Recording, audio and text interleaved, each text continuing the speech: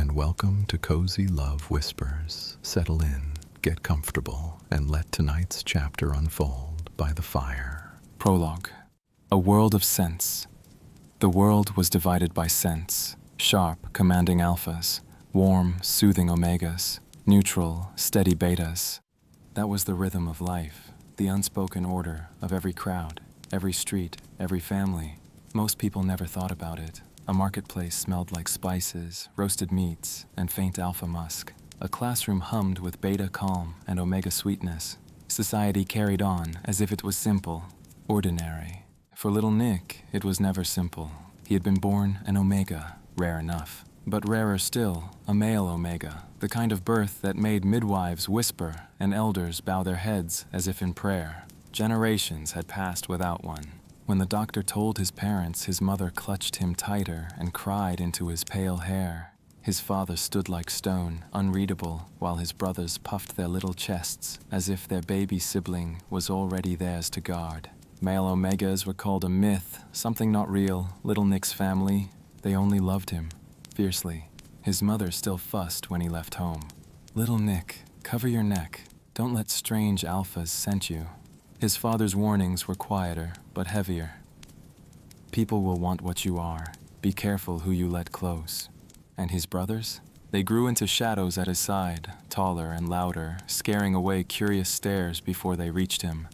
Even now, as a grown man, the whispers followed him. At the cafe where he worked, people lingered too long at the counter, caught by the cream of his skin, the white blonde hair that gleamed like snow beneath the lights. His scent was delicate, sweet, spring honey and moonlit air, and no amount of soap or coffee beans could hide it. That was one of the reasons he worked at the cafe. The roasted beans, the sugar and butter from the bakery. It didn't mask his scent completely, but it dulled it, drowned it out, just enough that strangers couldn't catch every note of him. His family all lived close. His 3 older brothers had built their homes on his parents' land, while little Nick stayed in the main house. His brothers had wives, children, busy lives. He had 2 nieces, 3 nephews, and love enough to fill a village. 2 of his brothers had been lucky enough to find their soul-bonded mates. His beta brother had married his childhood companion, a chosen match, born of quiet devotion. Their lives seemed full, settled. Nikolai was in limbo. He told himself he didn't need a mate, didn't need destiny. Soul bonds were legends, stories told to children, and even if they were real, they weren't meant for him. Not when some people whispered he should not even exist, not when others would use his body as a prize. His family's protection had always kept him safe, but he knew why. Because there was one secret no one outside the family could ever know. Nikolai could conceive life. He could carry a child. His parents feared that knowledge would make him even more of a target. So they guarded it fiercely, never letting it leave the family walls, never even telling Nick himself. And though little Nick loved his life, his family, his cafe, his nieces and nephews, sometimes he wished he could be normal.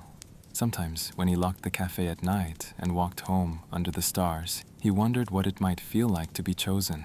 Not because he was rare, not because he was an omega, but simply for himself. He always told himself it was a foolish dream. Soul bonds were fairy tales for someone like him.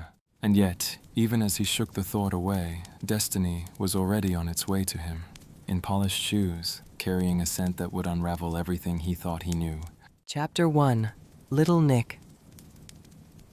Nikolai. Morning came warm and gold, spilling through the cafe windows like honey. I unlocked the door, flipped the sign to open, and let the comforting chorus of sound and scent rise around me. Espresso hissing, trays clinking, butter and sugar blooming from the ovens. Here, the roasted beans did me a small kindness, softening the sweetness of my own scent until I felt almost ordinary. "Little Nick, you're too early again," Ploy called from the kitchen, laughing. "I like the quiet," I said, tying my apron. "The machines behave better when I talk nicely to them." She snorted. "Everything behaves better when you talk nicely to it."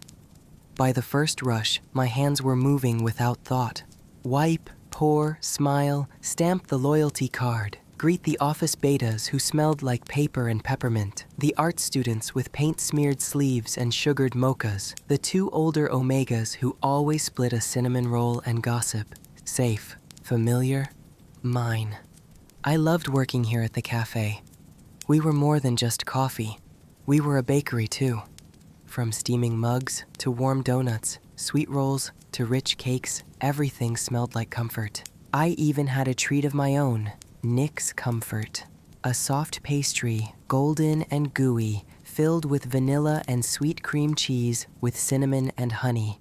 It had become a favorite among our guests, often paired with a warm cup of milk or coffee. My boss, Ms. Tanner, had been thrilled when she learned I knew how to bake. She encouraged me to experiment with drinks and pastries, always curious about what I'd dream up next. The day I made her my signature pastry for the first time, she smiled so wide I thought her cheeks would ache. "Thank you for giving me Nick's Comfort," she'd said, and just like that, the name was born. It was one of my proudest moments. My parents came often too. My mom never failed to say, "Give me 2 Nick's Comforts," as if she were ordering a piece of me to take home. She always made me feel so good, always encouraging my creativity. Sometimes I thought about it. What would have happened to someone like me, born as I was, if I hadn't had this family's love and protection? I didn't like to dwell on that thought. I was lucky.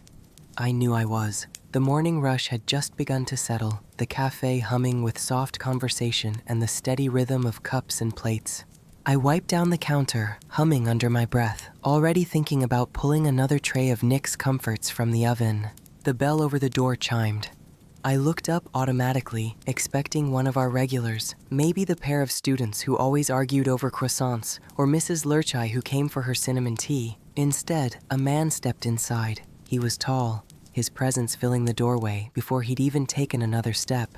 A crisp black suit, polished shoes, an aura that made heads turn without him saying a word. The kind of alpha who didn't need to announce himself. His scent, his posture, the sheer weight of him did it for him. The cafe seemed to pause.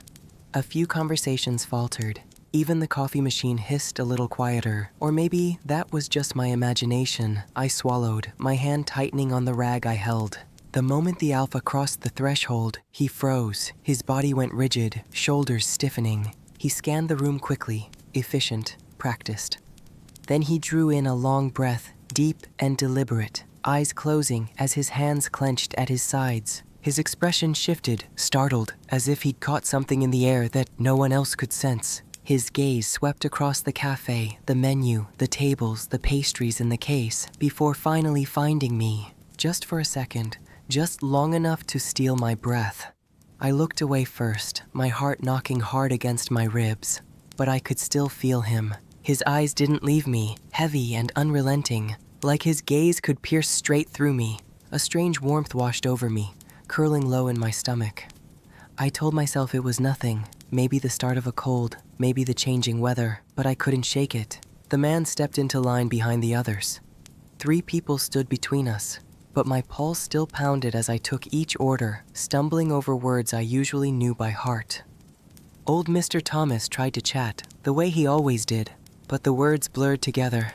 I couldn't concentrate, not with him waiting, not with his scent brushing against me, sharp and warm at once, like something I didn't have a name for. By the time he reached the front of the line, my heartbeat was wild. "Hello, sir, what can I get you?" I asked, forcing the words out, my voice soft but steady. He just stood there, looking at me like he was caught in a trance. Sir?" I tried again, my breath shaky. "Hello? What can I get you?" And then I noticed it. His scent. Warm, rich cinnamon cookies. My favorite scent in the whole world. I had loved cinnamon cookies since I was a child. My mom always made me a batch when I was sad or when the world felt too heavy. Eating them always calmed me in a way nothing else could. They were safety, home, love. And now this alpha in front of me, this stranger, smelled exactly like that. Confusion tangled in my chest. Maybe it wasn't him. Maybe it was just the bakery ovens. My imagination, anything but him. The alpha leaned closer. Only the counter separating us. His eyes locked on mine, unblinking. "Hello," he said at last, voice deep and smooth. I would like a coffee." The sound of his voice slid through me like warm honey.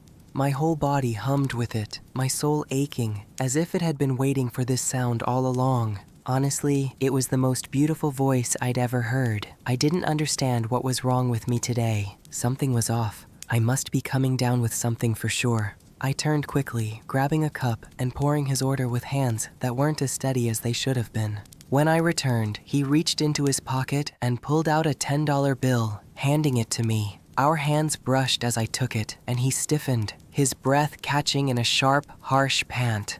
I hurried, sliding his change across the counter. But when I set the coffee down, his fingers caught mine before I could pull away. Just the barest caress. A sharp gasp escaped me before I could stop it. His hand felt right. Familiar, like I remembered it, like I'd held it before in another life. But I was sure, I knew, I had never met this man before. He held my gaze one last time, something unspoken burning in his eyes, and then he rushed out, coffee in hand, leaving me trembling behind the counter. Zan. The bell chimed again as the door swung shut behind me, but I barely heard it. My chest was tight, my pulse a roar in my ears.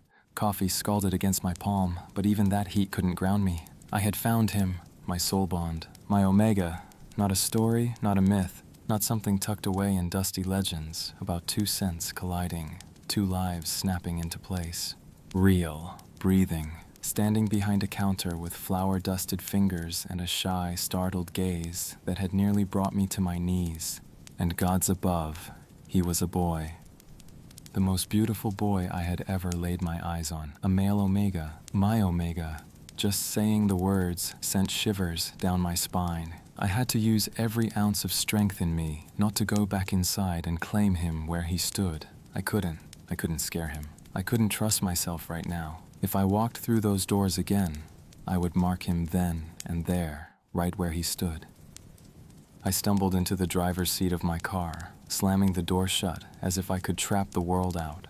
My breath came hard, unsteady. My hands clenched on the steering wheel, but I could not make myself start the engine. His scent clung to me, sweet, soft, warm cinnamon and honey, and it was all I could taste, all I could breathe. It threaded into my chest, through my blood, into every hollow place I hadn't realized was empty until now. Cinnamon, my favorite scent. It reminded me of childhood, of my mother's pastries. Every day after school, she'd have a warm, gooey cinnamon pastry waiting for me. It had always been my comfort, my safe place. And now my Omega smelled just like those warm, wonderful treats. My Omega.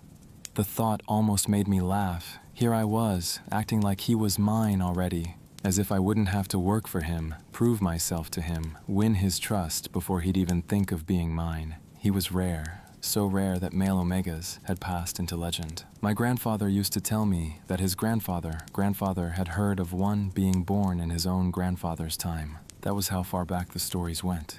Generations stacked on generations, nothing but whispers, and yet fate had given one to me. I had long given up on the idea of a destined mate. In my 25 years, I had never met an Omega who made me want to stay. I wanted, I took, and I left. After my need was satisfied, distance always felt like relief. But now, my Omega was a boy, the most beautiful boy I had ever seen. And the truth? I had never been drawn to men. Only Omega women had ever caught my eye, and even then, not like this. Never like this. I had spent years searching without meaning to. Years convincing myself I didn't believe in such things. That fate was for dreamers, not for men like me. But the moment my beautiful boy lifted his gorgeous eyes to mine, I knew. I would have known him anywhere, in any lifetime. My mate, my soul, my little Omega. I pressed the heel of my hand to my eyes, trying to steady myself. I couldn't go back in there. Not yet. The urge to claim him, to scent him, to fold him into my arms, until the world forgot he existed. It had nearly undone me already. He had looked confused, cheeks pink, voice trembling, as he asked my order. He didn't know yet. He couldn't feel it the way I did, not fully, but I did. Every bone, every breath, every thread of me screamed the truth. I had found him, and I would never let him go. Something primal in me screamed, my Omega. He was mine and no one else's. But I couldn't storm in and take him. Not this small boy, not my little Omega. If fate had chosen him for me, then I would prove worthy of him. I would move slowly, carefully. I would earn his trust, his laughter, his love, piece by fragile piece, because he wasn't just any Omega. He was my Omega. And from this day forward, I knew one truth with absolute certainty. I would spend the rest of my life making this beautiful boy mine. Chapter 2: The Weight of Fate. Nikolai. The morning light crept through my curtains, softer than usual, but it didn't feel comforting. I sat on the edge of my bed for too long, rubbing my hands over my face, trying to shake the heaviness clinging to me. Normally, mornings were easy, routine, steady. Today, everything felt strange, like the air itself had changed overnight. Downstairs, the smell of rice porridge and steamed buns drifted through the house. Mom was already bustling in the kitchen, apron tied over her dress, humming as she worked. She looked up the moment I came in, eyes narrowing. "Little Nick, you didn't sleep well," she said immediately, like it wasn't even a question. She slid a bowl toward me. "Eat more. You need strength." "I'm fine, Mom," I murmured, but the words felt flat, even to my own ears. Father was already at the table with the morning paper, though I knew he hadn't missed a thing. His eyes flicked up, sharp and quiet, watching me longer than usual before returning to the print. I sat and spooned porridge mechanically. It tasted like it always did. Warm, simple, made with love. But it was like my tongue didn't recognize it. My mind kept slipping away, circling back to the cafe, to the moment the bell rang, and he walked in. That Alpha, the way he had looked at me, the way his scent had wrapped around me, cinnamon, sweet and rich, too close to my favorite memory to be a coincidence. "Little Nick," Mom's voice cut through my thoughts. I blinked and realized my spoon had stilled halfway to my mouth. "You're daydreaming again." I forced a smile, soft and small, just tired. Her hand brushed over my hair, fingers lingering like she'd done when I was a child. "Then rest after work today," she said gently. "Don't push yourself." I nodded, though I knew rest wouldn't come easily. Not with that voice echoing in my head. Not with that scent still clinging to me like a shadow I couldn't escape. The cafe smelled the same as always, fresh espresso, sugar, butter melting into warm pastries. The ovens hummed, the machines hissed, sunlight spilled across the wooden counters. Everything should have felt ordinary, safe, but it didn't. My hands fumbled more than once, pouring too much milk into a latte, forgetting sugar in an order I knew by heart. Sarah, my co-worker and friend, raised an eyebrow as she slid a tray of croissants into the display. "You're distracted, little Nick," she teased, brushing flour from her apron. "What's got your head in the clouds, thinking about someone?" Heat crept to my cheeks. "No," I said quickly, maybe too quickly. I focused on wiping down the counter, though my cloth kept circling the same spot. Sarah laughed softly. If you say so." I tried to ground myself in the rhythm of the day, the regulars shuffling in, the steady hum of conversation, the warm comfort of routine, but everything kept slipping sideways, like a song played half a beat off, because I couldn't stop thinking about him, the Alpha from yesterday. His eyes had been so intent, like they saw more than they should. His voice, rich and smooth, still echoed in my chest as if I'd swallowed it whole. And his scent, gods, his scent, cinnamon. The same sweetness my mother used to bake into soft cookies, the kind that always made me feel safe. Why him? Why now? Why did he smell like that? I gripped the counter, trying to steady the trembling in my fingers. Customers came and went, and I forced my smile into place, polite and practiced. But inside, confusion churned like a restless tide. Cinnamon haunted me, curling around my thoughts no matter how hard I tried to shake it. The pastries were sealed in their cases. There was no way I should have been smelling cinnamon so vividly. And yet, I could. My mouth watered. I wanted cinnamon cookies so badly it hurt, like I was parched, and only that scent could quench me. By the time my shift ended, I'd messed up more orders than I had in years. By closing time, the cafe was hushed, the chairs were stacked, the air still smelled like sugar and steam. I wiped down the last table, my movements slow, thoughts tangled in the stranger's eyes, his voice, his scent. He smelled like something I had forgotten, like something I'd been missing, without knowing it. The thought slipped through me, uninvited, leaving warmth I couldn't name. I shook my head quickly, brushing it away. Soul bonds weren't real, not for me. They were stories, nothing more. I locked the door, flipped the sign to closed, and stepped into the cool night air. Still, the scent lingered, clinging to me like a memory I couldn't wash away. The old house smelled of polished wood and aged leather, faint smoke clinging to the fireplace, no matter the season. My father sat across from me, posture straight and unyielding, a glass of amber liquor balanced in his hand. His presence had always filled a room without effort, much like mine did now. But tonight, I felt small, restless. I turned the glass in my own hands without drinking, the ice melting into thin rings. My pulse hadn't steadied since yesterday. "Something is troubling you," my father said at last, his voice low and calm. "I can hear it in the way you breathe." I hesitated, throat tight. For a moment, I wanted to keep it to myself, guard this fragile new truth until it felt less like fire under my skin. But it was too heavy, too alive, too consuming. I stammered, then forced the words out. "I've found my soul bond." My father's brows lifted. "Your soul bond?" The word hung in the air like thunder. I nodded once. His gaze sharpened. "Who is she? Who are her parents? Where is she from? Does our family know hers? Who is this Omega?" "Not she." My voice came rough, raw. "He. A boy."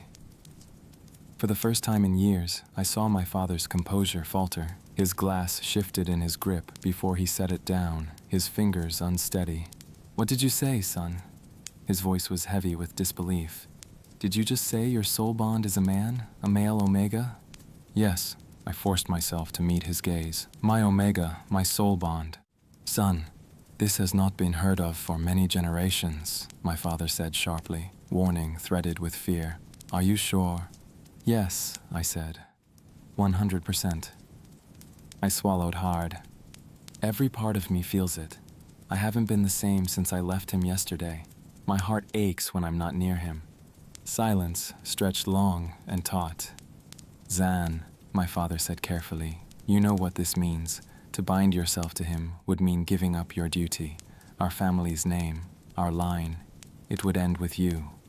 The words struck deep, not because I hadn't thought them, but because I had. 12 times.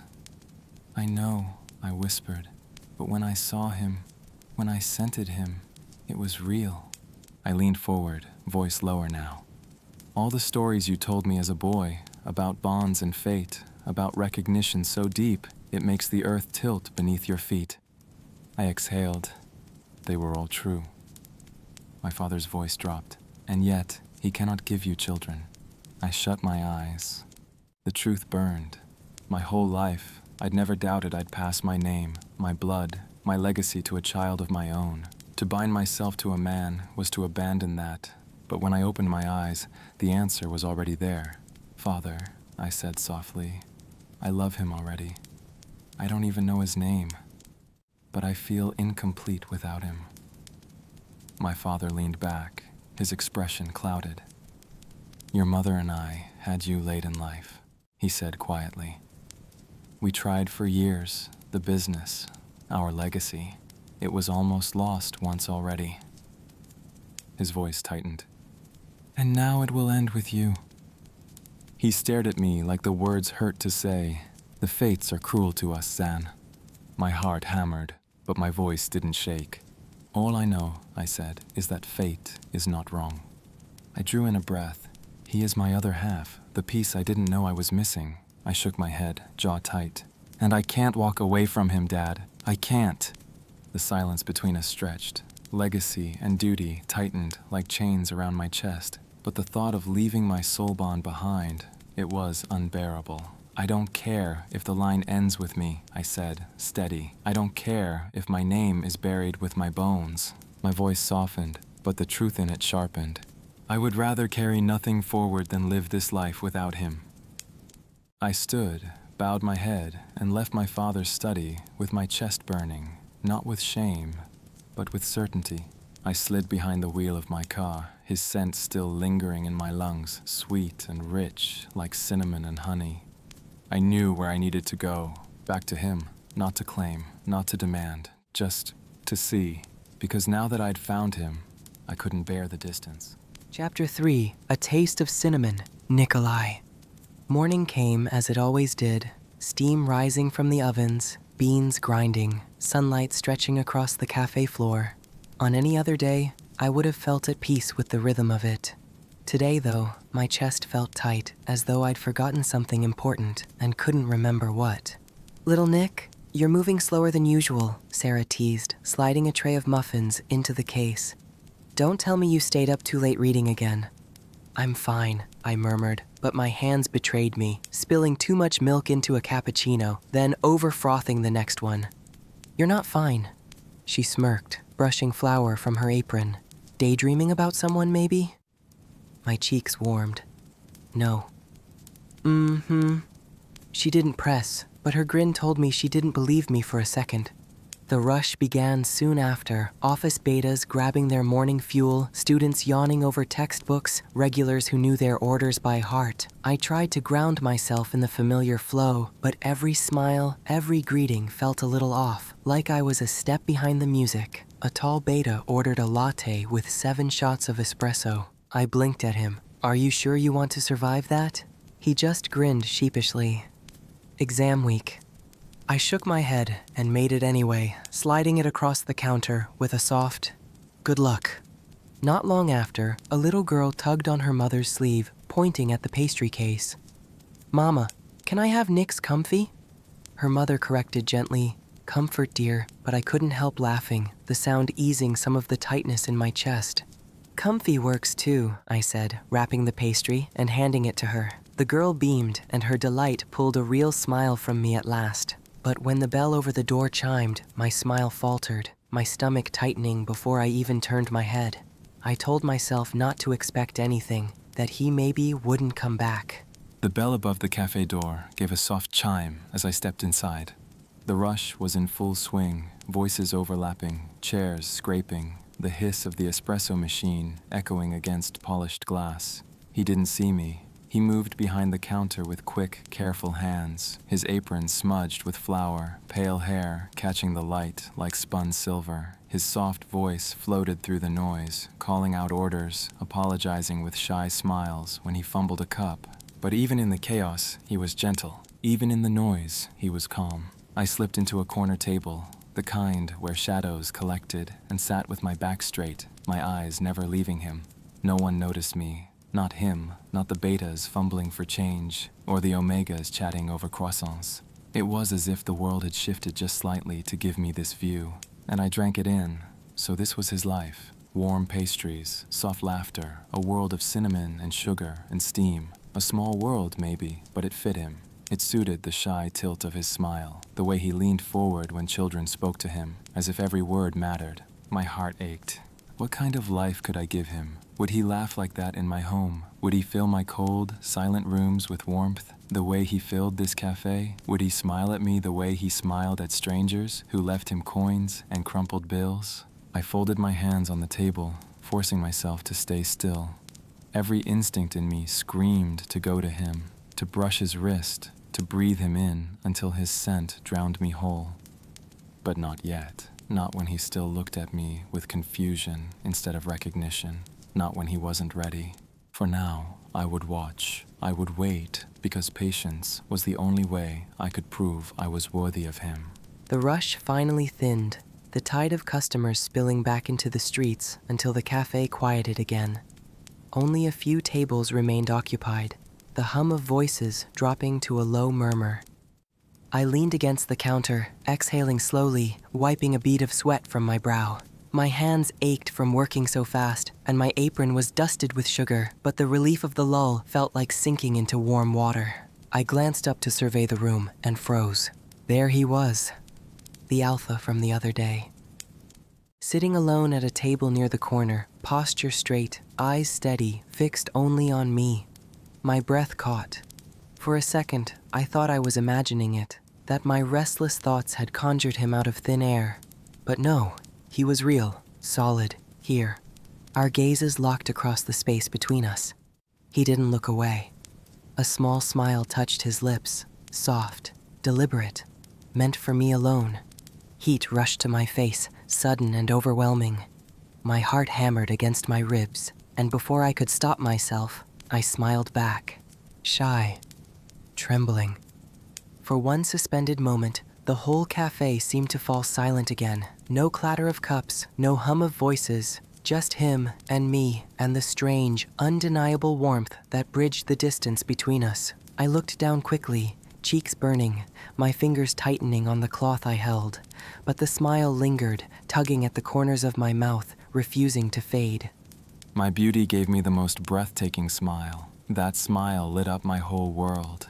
He was a true beauty, an Omega so radiant I couldn't believe fate had chosen me to be his alpha. Behind the counter, he kept working, but every so often, his shy eyes stole a glance my way. Me? I couldn't look anywhere else. Being in the same room with my beautiful boy filled me with a completeness I had never known. The alpha in me, usually restless, was suddenly calm. My Omega was here, safe, happy, and I would make sure he stayed that way, always. Nothing and no one would keep me from him.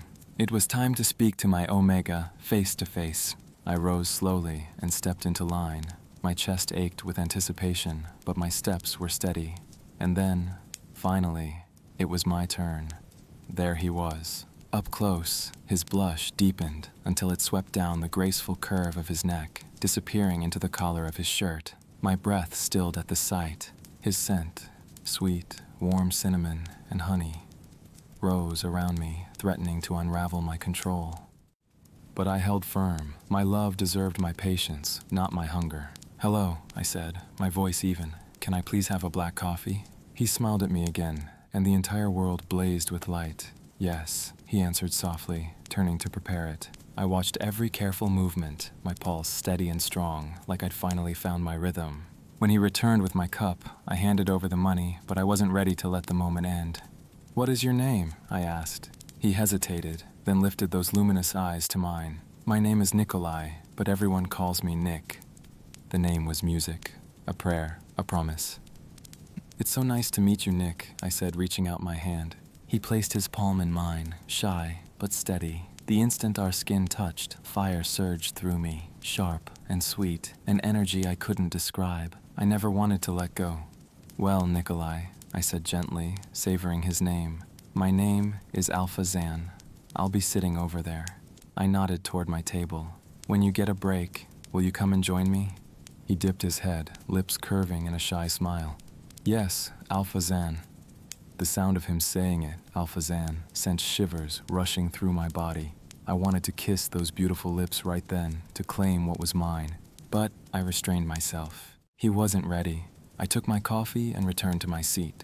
Minutes stretched, the cafe slowly emptied, one customer at a time, until silence settled again. At last, a young Omega from the back came to cover the counter. And then, there he was. Nikolai untied his apron, folded it neatly, and began to walk toward me. Every step made my chest ache with wonder. My whole world was walking across the cafe floor. He didn't know it yet, but my beautiful boy was my entire world, and I would do anything, everything, to make him happy. With me, he would always be safe, always loved. I walked slowly, my heart pounding louder with every step until I reached his table. Up close, he seemed even larger, broader, steadier than I remembered. Yet when he looked up at me, his eyes softened, and all I felt was warmth. "Sit with me?" he asked, his voice low, steady, carrying no command, only invitation. I nodded and slid into the chair across from him, my hands twisting nervously in my lap. For a moment, silence stretched between us, thick but not uncomfortable. My pulse fluttered like wings in my throat. "You have a beautiful smile," he said softly. Heat rushed to my cheeks. Thank you." His gaze held mine for a long moment, as though he was memorizing every inch of my face. Then his lips curved faintly. "When we're in front of others, you can call me Alpha Zan. But when it's just us..." He leaned in slightly, his voice gentler now. Call me Hia. The word felt unfamiliar on my tongue, but my chest tightened with warmth. Hia, I repeated, shy and hesitant. A sharp breath escaped him, and for the briefest second, his composure cracked, his eyes darkening as if the single word had reached straight into his soul. Good boy, he murmured under his breath, barely audible, before clearing his throat. How old are you, Nick? 19. He shook his head slightly. 19, I'm 25. Just had a birthday 2 months ago. He leaned back, studying me, not with judgment, but with patience. Tell me a little about yourself. I couldn't believe I was this close to an alpha. My parents would have a fit. Everything they taught me about keeping distance, about being careful, it all slipped away when I was near him. When he asked me to sit with him, something inside me had whispered, forever. I wanted to sit with him forever. I didn't understand where that thought had come from or why I felt so at ease in his presence, and now he wanted to know more about me. My parents always told me not to tell strangers anything, but this alpha, he didn't feel like a stranger. I knew he could sense what I was, a male Omega. Sitting this close, he must have caught my scent, but his scent was so strong, so delicious, so calming, wrapping around me like warmth on a winter night. Cinnamon, sweet and rich, tugging at every part of me. I hesitated, fingers brushing over the hem of my apron folded in my lap. There's not much to tell. I work here at the cafe. I bake sometimes. My family is very protective. I live with my parents still. My lips tugged into a small, embarrassed smile. My mom comes in almost every day just to order pastries. She says mine are better than anyone else's. His eyes softened, amused. Do you make something special? I nodded quickly. I make a pastry called Nick's Comfort. It's very popular here. I love to bake and to cook all kinds of meals. I smiled before I could stop myself, the thought sneaking in uninvited. What if I cooked a meal for him? What if he sat at my table eating food I made just for him? My heart fluttered wildly. Delusion, surely. I shouldn't be thinking like that. And yet I couldn't stop. Nick's Comfort, he repeated, his mouth curving. That's the name of your pastry? I ducked my head, cheeks warm. Yes, it's mine. Well, he said softly, his voice like velvet. I would love to try it myself. I'm sure it's just as warm and lovely as you are. My face burned, and I dropped my gaze again, hiding behind a shy smile. I had never had this kind of interaction with anyone before. I didn't know what to make of it, but something inside me whispered that I didn't want it to end. Haya leaned back slightly, his dark eyes still fixed on me, but softer now. You've told me a little about yourself, he said. It's only fair I do the same. I looked up quickly, surprised. You don't have to. I want to, he interrupted gently. I pressed my lips together, unsure why my chest tightened at those words. I'm a businessman, he said simply. My life is busy. Meetings, schedules, numbers. It's not very interesting compared to baking something that makes people smile. I blinked, startled. But you're important? His mouth curved, almost wry. People think so, but importance doesn't always feel like happiness. His gaze held mine, steady and certain. Today, I feel happier sitting here with you than I have in years. My cheeks heated again, my fingers tightening in my lap. For a moment, silence stretched between us, comfortable this time. Then, his expression shifted, thoughtful. You mentioned cinnamon, he said softly. Your pastry, Nick's Comfort. I nodded, my heart skipping. When I was a child, Haya continued, his voice lowering, almost as if it was a secret. My mother used to bake cinnamon pastries for me after school. Every day, without fail. The scent filled our home, warm, sweet, safe. It was the one thing that made me feel calm, like I belonged. My breath caught. Cinnamon was my comfort too. My mom always made me cookies when I was little. They still make me feel safe. Haya smiled faintly, and in that moment, my heart trembled. "Then fate was laughing when it made your scent cinnamon, wasn't it?" he murmured. "The thing that's always been my comfort. Now it belongs to you." The words curled deep inside me, leaving warmth I couldn't name. I ducked my head, but I couldn't hide the small, trembling smile tugging at my lips. "Well, I whispered. "It was nice talking to you, but I have to go back to work now. My break is over." He reached out his hand. Without thinking, I placed mine in his. His skin was warm, steady, grounding.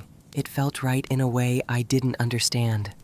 He looked me directly in the eyes, his voice low and sure. "It's been wonderful talking to you, Nick." Then he did something that set me on absolute fire. He lifted my hand and pressed his lips to my skin. The moment his mouth brushed against me, it was like flames licked through my belly. My breath stuttered, my body trembling, my thoughts scattering like leaves in the wind. I didn't understand what I wanted, what I was feeling. All I knew was that nothing in my life had ever felt so good as that single kiss to my hand. I yanked my hand back, heart racing, and hurried to the counter, fumbling for my apron to cover the way I shook. By the time we closed at 7, I still couldn't believe what had happened. The whole day felt strange, like I had stepped into someone else's story. A movie, maybe. Something too unreal to belong to me, but I couldn't stop thinking about it. His lips, the heat pooling low in my belly, the way my body had responded without permission. What was wrong with me? I needed answers, and there was only one person I could go to, Melissa, my older brother's wife. She had always been kind to me, someone I could trust with anything. She would never judge me or run to my parents. After locking up, I stepped into the cool evening air. For a moment, I swore I could still smell cinnamon, faint, lingering, as if it clung to the night itself. Alpha Zan had stayed long after our talk, sipping his coffee in calm silence, and strangely, I had felt safer with him there. His presence had been a steady warmth, like a shield I didn't know I needed. The weather was beautiful, leaves swirling in gold and red, the crisp air sharp against my cheeks. Autumn had always been my favorite season. As I walked home, I thought I felt a presence behind me, strong and watchful. But when I turned, the street was empty. Shaking my head, I continued the short 10-minute walk, my boots crunching over fallen leaves. My mom always worried about me walking alone, but I told her I was fine, that I liked the exercise, that it helped clear my head after work. At the edge of our property, I paused. Instead of heading straight to the main house, I turned toward my brother's. My heart was too heavy, my thoughts too tangled. I needed to talk to Melissa. She would help me make sense of what was happening to me. Chapter 4, The Weight of Secrets, Nikolai. Melissa opened the door before I even knocked twice, her smile warm and immediate. "Little Nick, what are you doing here so late?" I shifted on my feet, suddenly unsure, my nerves tangled in my chest, but Melissa's kindness was like a balm. She always made me feel safe. "Can I talk to you?" I asked quietly. Her smile softened, and she stepped aside without hesitation. "Of course. Come in." The house smelled of stew and fresh bread, the kind of homely warmth that wrapped around me like a blanket. Melissa led me to the kitchen table, where a small lamp glowed. She poured me tea before I even asked, sliding the cup toward me with a knowing look. "You've got that look," she said gently, "like something's weighing heavy on you." I stared down at my hands. I don't know how to explain it. "Then don't explain. Just start where you can." Her patience loosened the knot in my throat. The words slipped out before I could stop them. "I met an alpha at work the other day." "An alpha?" Her tone stayed calm, steady. "Tell me more." "Well, about 2 days ago, someone came into the cafe. I'd never seen him before. But the moment he walked in, he stiffened, like he was startled. Then he started sniffing the air, searching everywhere. And then, his eyes landed on me. My fingers twisted together. Melissa, I felt as if something shifted inside of me. I've never felt this way before. It was this warm, glowing feeling in my chest. I hesitated, then added softly, "And when he came up to order, I smelled rich, warm cinnamon cookies. You know, the kind Mom makes for me when I'm sad or when I've had a hard day. Her eyes softened. He smelled like your mom's cookies? Yes, warm, rich cinnamon, my favorite scent. But I've never smelled it on a person before. I don't understand what this means. Melissa went very still, like she was holding a thought carefully behind her eyes. Her face stayed gentle, but something protective flickered there too, something she tried to hide for my sake. I leaned forward without realizing it, my voice thinning. Melissa, what does this mean? And what do I do? The truth tumbled out before I could talk myself out of it. He kissed my hand today. Her brows lifted slightly, but her expression didn't turn sharp or judgmental, only quietly interested. She leaned closer, voice soft. And how did it make you feel? My cheeks burned hot, strange, warm, like I couldn't breathe. Like I didn't know what I wanted, but I didn't want him to stop. I pressed a hand to my chest, embarrassed by how shaky my voice had become. Something inside me lit up. I've never felt anything like it. Melissa reached across the table and covered my hand with hers. Oh, sweetheart, that's not strange at all. That's instinct, attraction, maybe even something deeper. I ducked my head, my voice barely above a whisper. But he's an alpha. My parents would never... They love you, Nick, Melissa interrupted softly. They just want to protect you. But you're allowed to feel. You're allowed to want. Her words eased something tight in me, though confusion still swirled in my chest. I held onto her hand like a lifeline, whispering the thought I hadn't dared to voice. Why do I feel so safe with him? Like I've known him forever? Melissa's eyes softened, almost knowing. She squeezed my hand gently. Because, little Nick, some people come into our lives and change everything. You don't have to understand it all right now. Just let yourself feel it. I swallowed hard, her words settling deep into me. Maybe I didn't understand what was happening. Maybe it was too soon. But the warmth in my chest refused to fade. And for the first time, I wondered if fate was real after all. Melissa and I talked a little longer, her voice soft and reassuring, until the front door opened. A blur of energy barreled into the living room. "Uncle Nick!" Hunter cried, his little arms wrapping tight around me. I laughed and hugged him back. "Hey, buddy, how are you?" His 7-year-old mind was already racing ahead, words tumbling out too fast to catch. "Where'd you go? Why are you here? Are you spending the night? Can we play a game? Did you bring me something from the cafe?" Before I could answer, Jackson stepped into the room, brushing leaves from his shoulders. He leaned down to kiss Melissa. "Hi, honey. Missed you." His arm slid around her waist before his eyes landed on me. "Little Nick. What are you doing over here?" I tried to keep my voice casual. "Just visiting. Talking with Melissa about something." Jackson's brows furrowed, his protective big brother look flashing across his face. No one better be giving my little Nick any problems. I'll beat the crap out of them if they are. "Brother, no. Nothing like that," I said quickly, cheeks heating. "Jackson," Melissa warned, giving him a look. He raised his hands in mock surrender. "Hey, you know I gotta make sure no one bothers him." "Thank you, brother. But really, no one's bothering me," I said softly. I stood, smoothing my shirt. I'd better get back home before Mom and Dad start worrying. "Uncle Nick, do you have to leave?" Hunter whined, tugging at my sleeve. I chuckled, ruffling his hair. "Don't worry, buddy. I'll play with you soon. I still have to get payback for you beating me at that race car game." Hunter's grin was all mischief. "I kicked your butt. Dad, I'm an awesome driver, right?" Jackson laughed, clapping his son on the shoulder. "You and that controller are lethal." He winked at me. "Sorry, little Nick. Not my fault my kid's a champion racer." I pouted dramatically, crossing my arms, which made Melissa laugh. "Hunter, go wash up and get ready for dinner," Melissa said. Jackson stretched and headed into the other room. "I'll set the table." Melissa walked me to the door, her hand light on my arm. Her eyes softened, her voice dropping so only I could hear. "Little Nick, you can always come talk to me. I'm here for you." I nodded, heart easing just a little. She hesitated, then added, "Everything will be okay. And the truth about what's happening, It'll be revealed to you soon. You'll understand when it's time."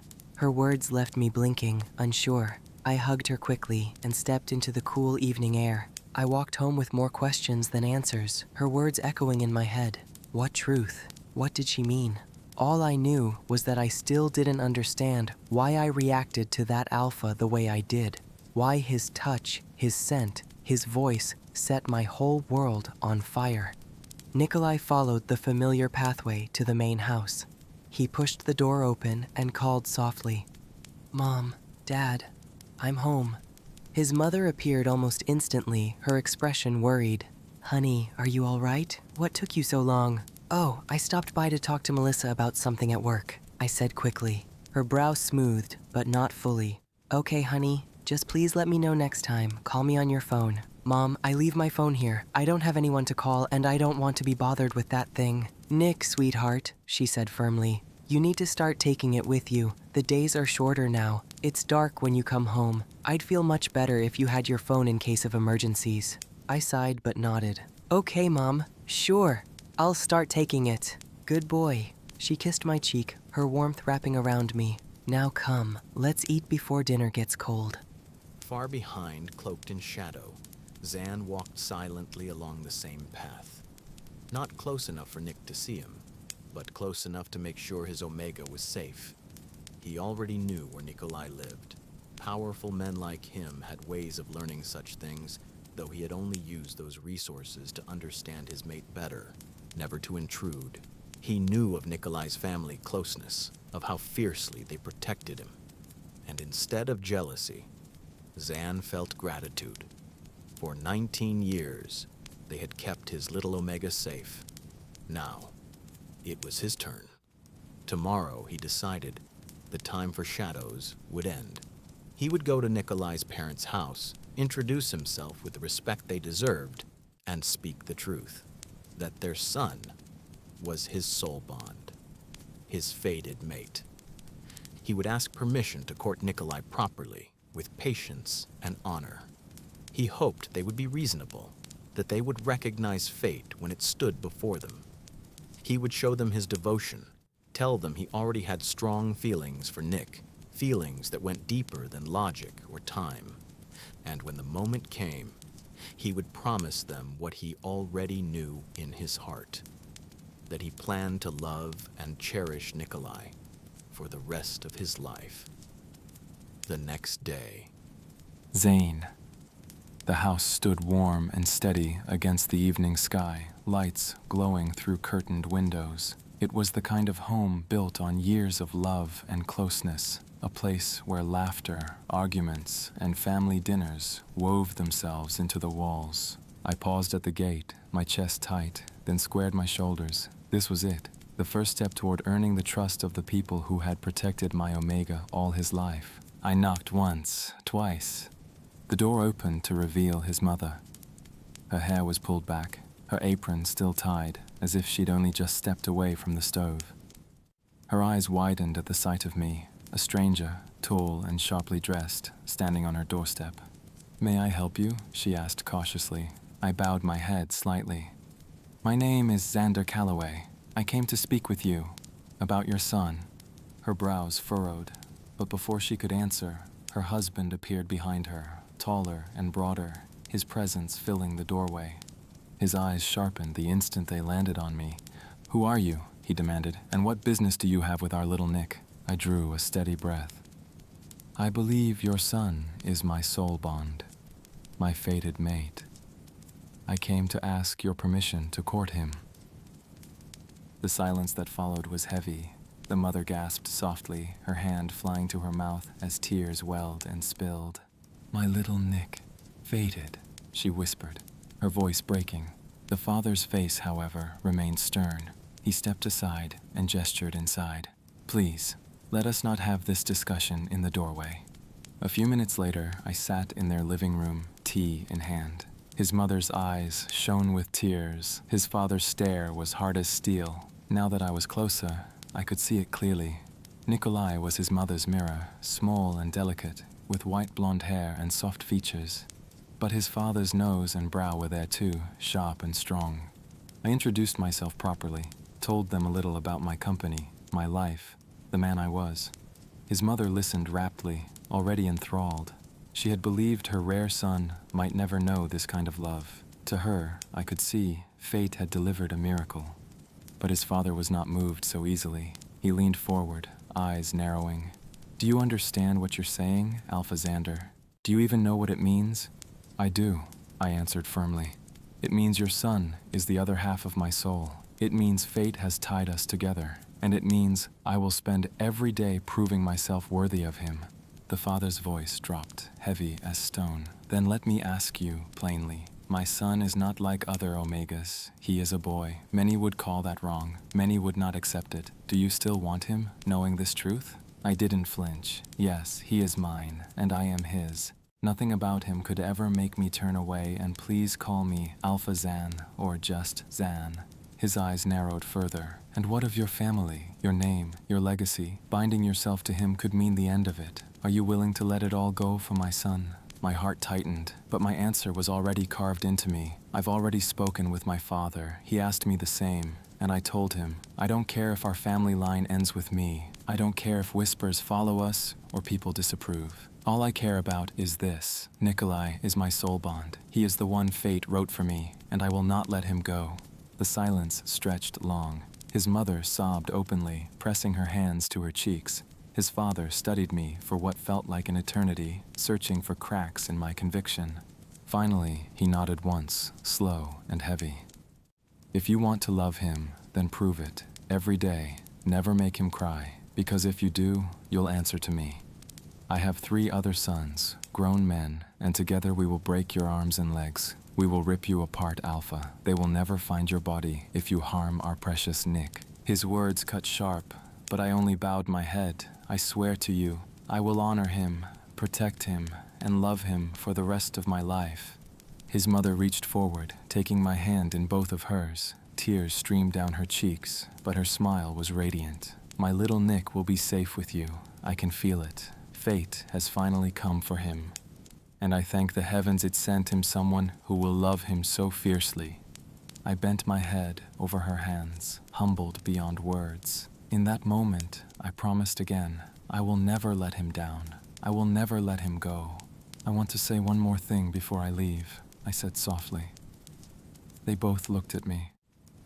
"Nikolai doesn't know yet that he is my fated mate, my Omega." His father bristled, voice rising. "And why haven't you told him? Are you ashamed of him?" "Number 1. I shook my head quickly. "Nothing like that. Before I tell him, I wanted to come here first, to ask your permission, to honor you both for keeping him safe and loved. He is a lovely young man, and I am deeply humbled to be his fated. Please, allow me just a few days to tell him in my own way. Tomorrow night, I would like to ask him out. That is when I will tell him everything." His father's gaze sharpened. "And if he doesn't feel the connection, if he doesn't want you, then what will you do?" "Sir, he feels it," I said quietly. "He just doesn't yet know what it is. I will be patient. I will keep him safe, loved, and in time, he will know." The old man studied me for a long, taut moment, then leaned back at last. "All right, kid, I'll give you this chance. We won't say anything to him, but know this. We are trusting you with our most precious soul. Don't make me regret it." I bowed deeply. "No regrets, sir." Then I rose, bowed again to his mother, and let myself out into the cool night. My chest felt lighter than it had in years. I had their blessing, and now it was time to win the trust of my Omega. The door clicked shut behind Zan, and for a long moment, the house was silent. Nick's mother pressed a trembling hand to her heart, tears still wet on her cheeks. "Oh my, our little Nick has a fated mate. I can't believe it. This Zan..." Her voice broke into a whisper. "He's the one. I felt it the moment he spoke. He loves our little Nick already." Her husband stood rigid, staring at the closed door, his jaw set tight. He speaks well. Too well. But words are easy. Love is proven in action, not promises. Let us wait and see. She turned to him, her voice gentle but firm. Did you not hear him? He said he would give up everything, his name, his legacy, his future, just to be with our son. That is not an empty vow. The old man sighed heavily, rubbing a hand across his face. And yet he believes Nick cannot give him children, that his line ends with him. Her eyes softened, sorrowful, because that is what the world believes. That is what we told him to believe. She hesitated, then said quietly, "We will have to tell little Nick about who he really is. He knows he is special, a rare Omega. He knows no one like him has been born in generations, but he does not know the truth of his body, of his ability to bear life. He deserves to know." "I agree," her husband said slowly, "but not yet. First, we must see where this goes with that Alpha. I need to know little Nick will be safe with him, that he won't break his heart by deciding one day that the cost is too high. He says he will give up his legacy, but only time will tell if those words hold." His eyes hardened. "We must keep this secret a little longer, and we must ensure that little Nick does not reveal it either. We need to see this Alpha's true self." Silence fell again, heavier this time. At last she spoke, her voice softer than before. "You're right. If he knew the truth, that little Nick can bear life, it could change everything. We had to be certain he wanted our son for who he is, not for what he can give." The father's gaze dropped, his voice gruff, and he passed that test. "I'll admit it. He said he would love him, even if the family line ended with him. I saw no hesitation in his eyes." "Then you see?" She pressed, her voice breaking again. "Fate has chosen well." He grunted, but the fight was gone from his tone, replaced with weary acceptance. "So what do we do now?" Her hand found his, fingers curling tight. "We protect our son, as we always have. We watch this Zan. We see if his actions match his words. And when the time is right, when trust is proven beyond doubt, only then will we tell him the truth." Her husband gave a single reluctant nod. "If he proves himself worthy, then perhaps he will earn the greatest truth of all." They stood together in the quiet living room, the weight of their secret heavy between them. Outside, the stars glittered cold and endless. Inside, a mother's hope and a father's caution bound them in silent agreement. For now, the truth would remain hidden. Zane. The night air was cool as I stepped out of the house. The gate clicked softly behind me, and for a long moment, I simply stood there, breathing. I had their blessing. Hard-won, but real. The weight of the father's warning still pressed against my chest, sharp and unforgiving. "Never make him cry, or you'll answer to us." It was no empty threat. I believed every word. And yet, instead of fear, I felt gratitude. They loved him fiercely. They guarded him like the rare, precious soul he was. And now, they had entrusted me with that same task. Soon, I would take him from here, not away from his family, never that, but into a life we would build together. Our home would always be open to them, and they to ours. But he was my Omega. He belonged with me, with us. I knew he was a boy, but that didn't change what Omegas needed. They nested, they created havens, and I would give him the most perfect one. A whole room, large and open, waiting for him to fill with blankets and pillows, colors and scents, anything his heart desired. His sanctuary, his joy. He would never want for anything. I would provide him with the perfect life. My precious Omega would only know love, safety, and happiness. I tipped my head back toward the stars, a vow burning in my heart. I will protect him. I will honor him. I will give him joy, always. When I finally turned toward the road, my steps were lighter.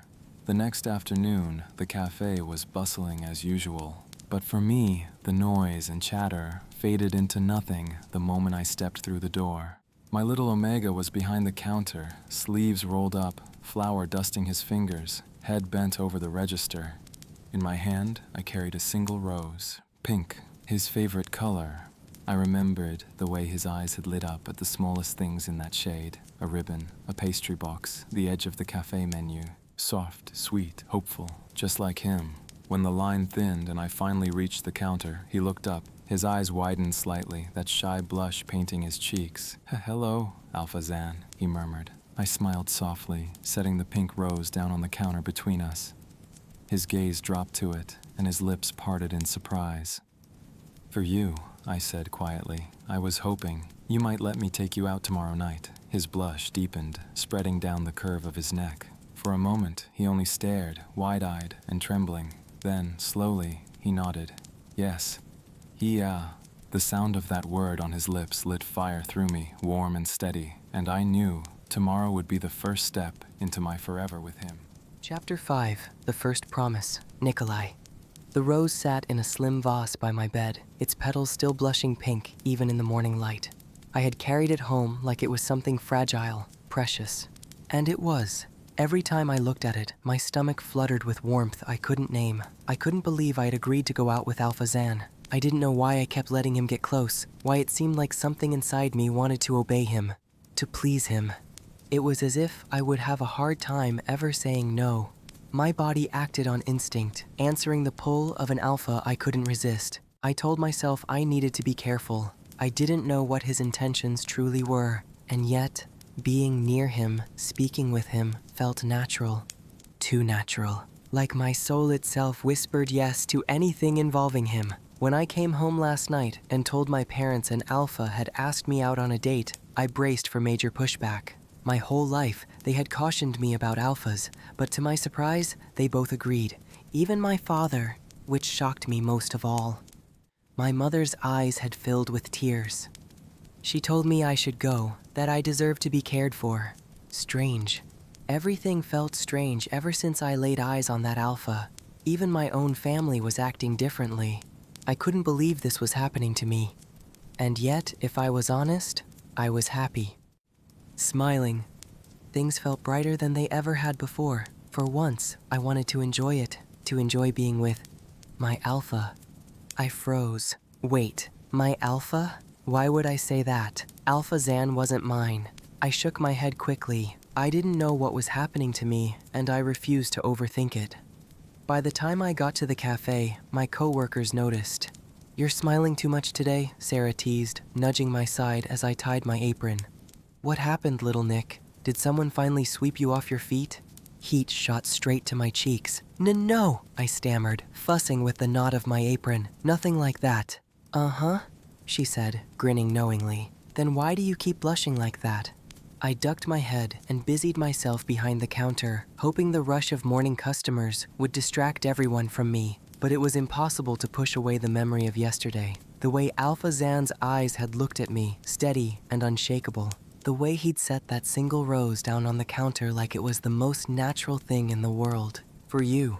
I pressed my lips together, trying to keep from smiling again. Why had I said yes so easily? I barely knew him. And yet, when he asked me to go out with him, the word had tumbled out before I even thought about it. Yes. Now the promise of tomorrow hung in my chest like a secret flame, warming me even as it made me restless. I glanced at the door more times than I cared to admit, half expecting him to walk in. He didn't. But the thought that he might, at any moment, made my pulse quicken every time the bell above the door chimed. I couldn't deny it anymore. Something had changed. And no matter how much I tried to tell myself it was nothing, deep down, I knew my world had shifted the moment Alpha Zan had walked into it. By the time I walked home from the cafe, my nerves were in a knot. Tomorrow had turned into today, and tonight I was supposed to meet Alpha Zan.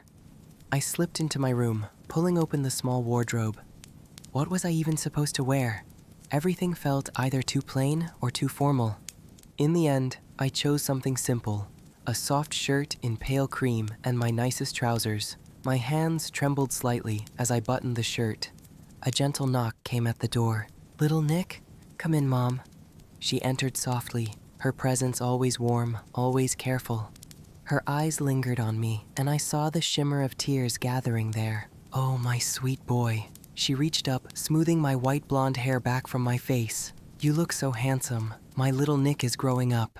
Mom, I murmured, embarrassed but touched. She cupped my cheek, her thumb brushing lightly across my skin. I know we've always warned you about alphas. I know we've tried to keep you safe.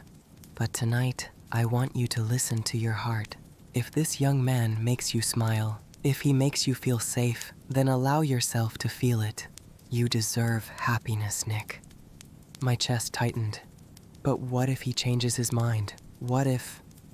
Then he was never worthy of you, she said firmly, her voice suddenly strong. You are rare, you are precious, and any man who cannot see that is a fool. I nodded, swallowing hard, her words wrapped around me like armor. Before I could answer, the sound of the doorbell echoed through the house. My pulse leapt to my throat. Mom smiled, kissed my forehead, and whispered, Go, sweetheart. Let him see you. The door opened, and there he was, my little Omega, framed by soft light, dressed simply but perfectly. For a moment, I forgot how to breathe. In my hands, I held a bouquet of roses, all pink, every shade from blush to deep rose, gathered carefully and bound with a silk ribbon, his favorite color. For you, I said softly, offering the flowers. His eyes widened, lips parting in surprise. He reached out with trembling fingers, clutching the bouquet to his chest, as if it were the most beautiful gift he had ever received. Thank you, Hia, he whispered. His voice was small, but it lit every corner of my heart. They're so beautiful. Not as beautiful as you, I murmured, letting my fingers brush lightly against his soft cheek. A throat cleared sharply. I glanced up to see Nikolai's father standing there, arms folded, his gaze as sharp as steel. Zan, how nice of you to come pick Nikolai up, he said evenly. It's my pleasure, sir, I replied with quiet respect. I promised to bring him back at a respectable hour. His father gave a single, measured nod, though his eyes told me more than words. Hurt him, and you'll answer to me. Nikolai's mother stepped forward, gently taking the bouquet from her son. I'll put these in water for you, sweetheart, she said softly, her smile warm, but her eyes misty. Then, turning to me, she added, Have a lovely evening, both of you. I carefully helped Nikolai into his light jacket. The fall air was growing cooler, and I was glad he'd worn it.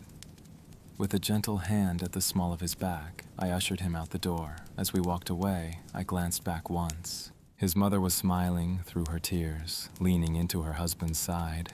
His father's arm circled her shoulders, but his eyes stayed on me, burning with that warning I understood all too well. If anything happens to him, there will be hell to pay. He needn't worry. I would keep my little Omega safe, always, even if it cost me my life.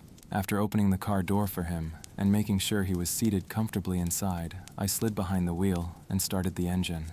He looked so small sitting there beside me, so soft, so beautiful. Truly, he was the most breathtaking thing I had ever seen. His warm cinnamon scent filled the car immediately, rich and intoxicating. I drew a careful breath through my nose, trying to accustom myself to the heady sweetness of him in such a close space. It wrapped around me, seeping into every corner, until even the silence between us felt comfortable, glowing. Hia, he said softly, his voice delicate in the quiet. Where are we going? I smiled, keeping my eyes on the road. Someplace special, love. A place I know you'll enjoy. He hesitated, fidgeting lightly in his seat. Are you sure? I feel a little nervous. I reached over, wrapping my fingers gently around his small, warm hand. You have nothing to be nervous about, I promised, my voice low and steady. Hia will take good care of you. Hia will always make sure you're safe and happy. Bringing his hand to my lips, I pressed a soft kiss against his skin. The moment my mouth touched him, I felt the shiver that ran through his body. His scent spiked, sweet and strong, flooding the car until I had to take several deep, steadying breaths to keep myself calm. My little Omega, my Soulbound, my forever. The ride was quiet, comfortable, his small hand still in mine. When we finally pulled up, his eyes widened in curiosity. It wasn't a crowded restaurant or a loud market. Instead, the building was tucked away behind ivy-covered walls, lanterns glowing softly along the path. Beyond the gate, the garden opened like a secret. Tables nestled among rose bushes and fairy lights strung through the branches overhead. The air was sweet with jasmine and fresh bread, the hush of water trickling from a fountain at the center. Couples sat scattered through the space, their voices low, their laughter soft. It felt like stepping into another world, private and safe. I opened his door, offering my hand. "Welcome, little one. This place is special to me. I wanted it to be special for you, too." He stepped out carefully, his fingers curling around mine, his wide eyes lifted, drinking in the scene before him. Lanterns glowed overhead, their golden light caught in the leaves of climbing ivy. Fairy lights twinkled between branches like a sky of stars brought low, and roses bloomed in bursts of color along the garden walls, their perfume drifting gently in the cool night air. The sound of water trickled from a stone fountain, a soft, soothing melody beneath the low hum of quiet conversation. "It's beautiful," he whispered, awe softening his voice. The glow of the lanterns reflected in his eyes, making them shine like moonlight. "Not as beautiful as you," I said honestly, guiding him toward the table I had reserved. It was tucked away in a corner, half hidden by tall rose bushes, secluded enough that the world seemed to fall away. A sanctuary within a sanctuary. I pulled out his chair, waiting until he was comfortable before taking my own seat across from him. His scent, warm cinnamon and honey, wrapped around me again, heady and sweet in this intimate space. I breathed it in, and the tightness in my chest eased, my soul settling as though it had finally found its home. I loved this place, always had. Its atmosphere soothed me, its beauty brought peace. But tonight was different. Tonight, I was here with him, my Omega, my love, radiant in the soft light. He stole my breath with every glance. I had never known joy like this, never had it so good as I did now. Fate had dealt me such a perfect hand. I truly didn't care that I would have no children, no legacy, no next generation to carry on my name. I had already made up my mind. There was only now, only him, and that was enough. More than enough. I would live a wonderful life with him. I would love and cherish him, protect him, give him every happiness I could. He would never want for anything. The thought made me smile faintly. Maybe we could get a dog or a cat. I even laughed under my breath at the image of him cradling a kitten in his arms, his smile soft and sweet. Yes, we would live a happy life together, one built on love, not legacy. Our world might not look like anyone else's, but I didn't care. We would make our own norm, our own forever. For a long moment, we simply sat in the glow of the lanterns, letting the silence stretch, not awkward, but warm, like a cocoon around us. His eyes lowered shyly, his fingers brushing along the edge of the menu as though he wasn't sure what to say. "You're nervous, being with me," I said gently, leaning forward. His lips parted in surprise. I don't mean to be. I don't really do this. I know," I murmured. "It's all right. You don't have to force anything. Just being here with me is enough. Just sitting here with you is so calming and so perfect." His cheeks flushed, and he gave the smallest nod, as if my words had loosened something tight inside him. Before he could answer, the waiter appeared, smiling politely. "Are you ready to order?" Nikolai looked startled, fumbling with the menu. I'll order for us both," I said smoothly, cutting in before his nerves could rise again. I glanced down at the menu, then tapped my choice, covering it with my hand so Nikolai couldn't see. "It's a surprise." The waiter nodded and left. Nikolai tilted his head, curiosity flickering across his delicate features. "A surprise?" I only smiled. "Trust me, little one, you'll like it." When the plates arrived, the waiter set one gently in front of me. The scent hit instantly. Warm and golden, honey and cinnamon curling through the air in a wave so rich I forgot to breathe. My eyes widened. Oh, it smells so good. I stared down at the pastry, perfectly glazed, steam still rising from its flaky layers. The fragrance wrapped around me, achingly familiar. The same comfort I'd known since childhood, when Mom baked cookies to cheer me up. My favorite scent in the world. I blinked, opening my eyes wider as though I could drink it in. My lips curved into a smile so wide it surprised even me. It smells like home. Hia leaned closer, his gaze never wavering, his voice a low rumble that sank straight into my chest. That's because it is, little one. It's what you are to me. My breath caught, my chest tightened. Home. To him? What does that mean? I whispered, the words slipping out before I could stop them. He only smiled, his eyes warm. Try it. Tell me what you think. I reached down, lifting the soft pastry with careful fingers and brought it to my lips. The first bite melted on my tongue, flaky, sweet, golden with honey, laced with warm cinnamon. Comfort and delight all at once. Heat spread through me, filling my chest, my belly, even the tips of my fingers. A small sound escaped before I could stop it. A soft, helpless moan. When I opened my eyes, Alpha Zan was staring at me, his jaw tight, his fist clenched on the table as though holding himself together by sheer force. Hia, are you okay? I asked timidly. The sound of my voice seemed to snap him out of it. He let out a harsh, shaky breath. Yes, love, I'm fine, just enjoying seeing you happy. His voice was strained, low, almost rough with something I didn't understand. I blinked at him, confused. I wanted to ask again, to push, but the pastry pulled my attention back with its gooey sweetness, the taste calling me to take another bite. So I did. Slowly, savoring it, my eyes fluttering shut again in quiet joy. When I looked up, he was still watching me intently. His gaze was soft, yes, but there was something else in it too. Something deeper, something I couldn't name, but which made my chest feel warm and my stomach twist with strange, fluttering heat. We lingered over the pastry, and for a while it felt easy. Soft conversation, gentle laughter. Hia asked me about the things I liked. I told him I loved baking, cooking, decorating. He smiled at that, his eyes glowing with pride, as though I'd invented something priceless.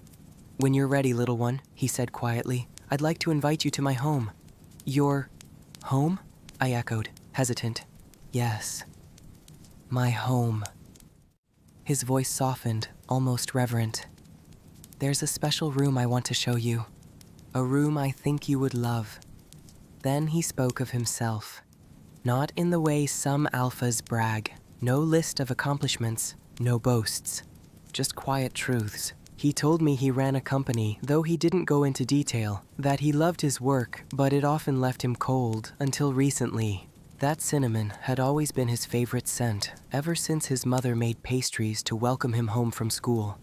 And that he thought fate had a strange sense of humor, giving him that comfort again, in me. He told me about his house, a place with a wide garden and a lake at its edge, secluded because he valued his privacy.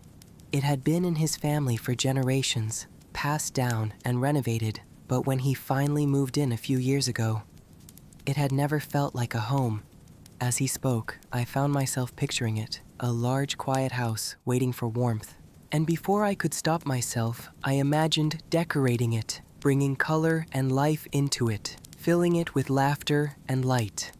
I didn't understand why I thought like that, why the thought of giving him a home made my heart ache. This was just our first date. I didn't even know his intentions yet. And still, his words sank deep, curling into the corners of my chest I'd never let anyone touch. When the meal was done, he stood and offered his hand. Come. There's something I want to show you. I hesitated, then slipped my hand into his. His palm was warm, steady. I followed him through the garden and out a quiet gate where a path opened onto the water. The moon lay across it like silver, rippling with every breath of wind. The night air was cool.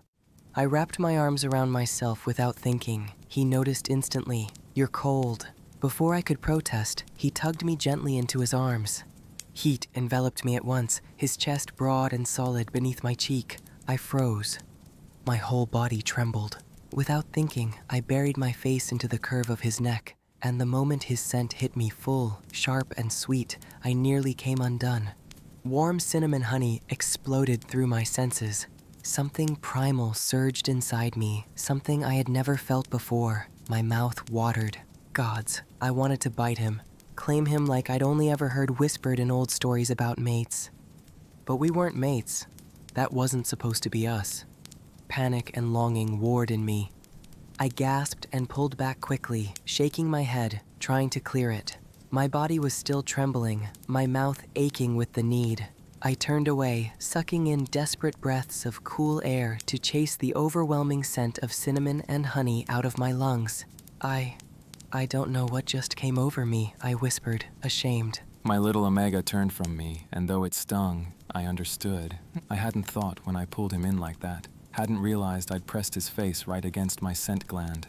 His reaction was instinct, pure and unshaped. He didn't know it, but for a moment, he was pulling closer, almost as if he might mark me. The thought nearly undid me. Gods, I wanted it. Wanted his sweet teeth in my skin, his claim on me forever, but it was too soon. He didn't even know what we were yet. He didn't understand that this was the call of the fated bond, the way our bodies yearned for each other, two halves of one soul, aching until we were whole. It was time. I had to tell him. "Little one," I said softly, stepping closer, my voice low with certainty. "I know exactly what came over you." His head snapped up, wide eyes searching mine. You do. I'm sorry." "No, love." I cupped his cheek, forcing his gaze to hold mine. "Look at me. There is nothing to be sorry for. Nothing." I stroked my thumb along his skin, grounding both of us. "I need you to just listen now. Don't speak. Don't run. Just listen." He swallowed hard, breath trembling. I felt his heart racing beneath my palm. "There's a reason you feel this way," I whispered. "A reason you trembled in my arms. A reason my scent pulls you, and yours drives me half mad. A reason I can't stay away from you, no matter how I try." His lips parted. "What reason?" I leaned close, my forehead brushing his. "Because you're not just any Omega. You're mine, my soul bond, my fated mate. You're my Omega, and I'm your Alpha." The world seemed to tilt. My breath caught in my throat, my heart hammering so hard I thought it might break through my ribs. Mine, soul bond, fated mate. The words echoed through me, each one striking something deep inside, something I didn't even know was waiting. "No." My voice came out in a whisper, too thin, too shaky. That's just a story. Something people tell children. That doesn't happen in real life. What are you saying? That can't be true." My throat closed, the words tumbling out fast and desperate. "I'm a boy Omega. I can't have a fated mate. I'm not your mate. You need children, a legacy. I can't give you that. I can't give it to anyone. I can't be anyone's mate." I tried to step back, but his hands were steady, gentle, anchoring me in place. Maybe he liked me. Maybe he enjoyed spending time with me. But fated? Soulbound? That couldn't be real. Not with me. I was male, not the kind of Omega Alphas built legacies with. No one would ever give all of that up just to choose me. But his eyes never wavered, dark, certain, burning with something I couldn't name, but couldn't escape.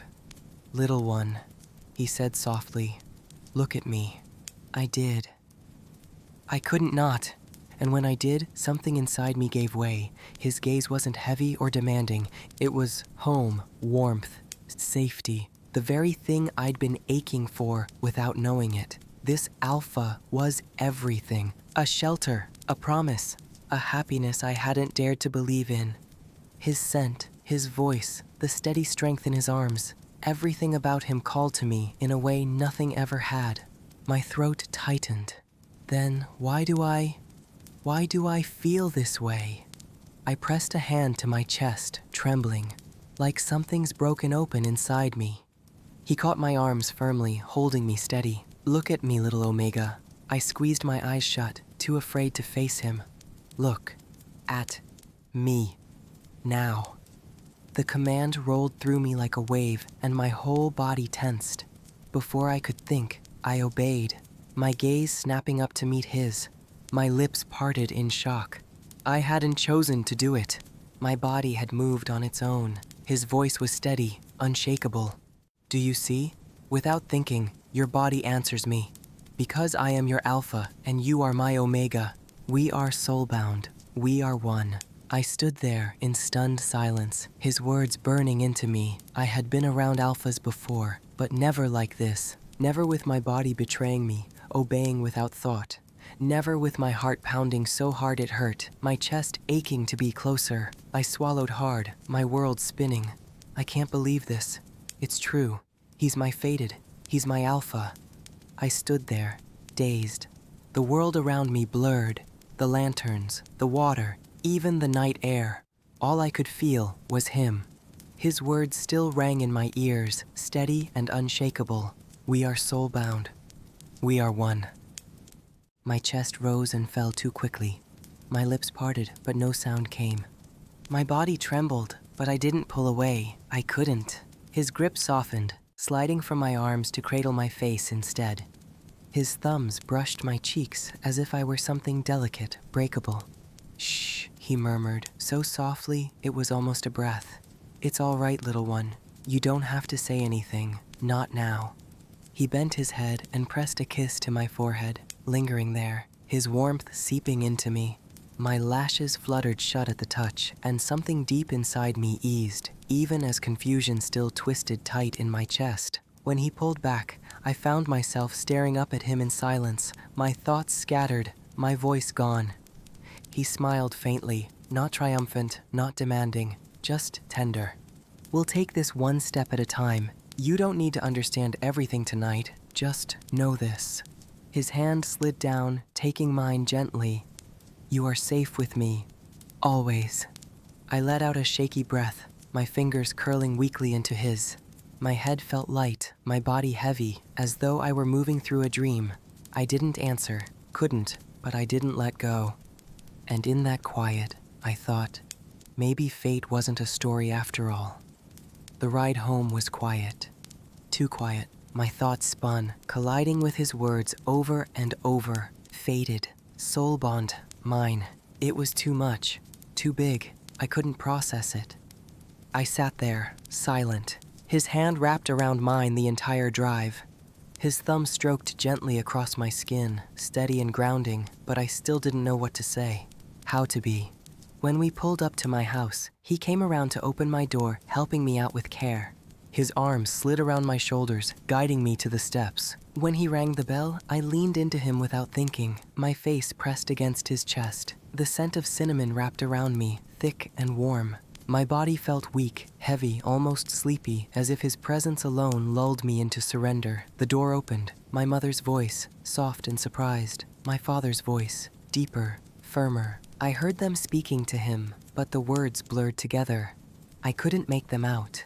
All I could do was cling tighter, sinking into the safety of his warmth.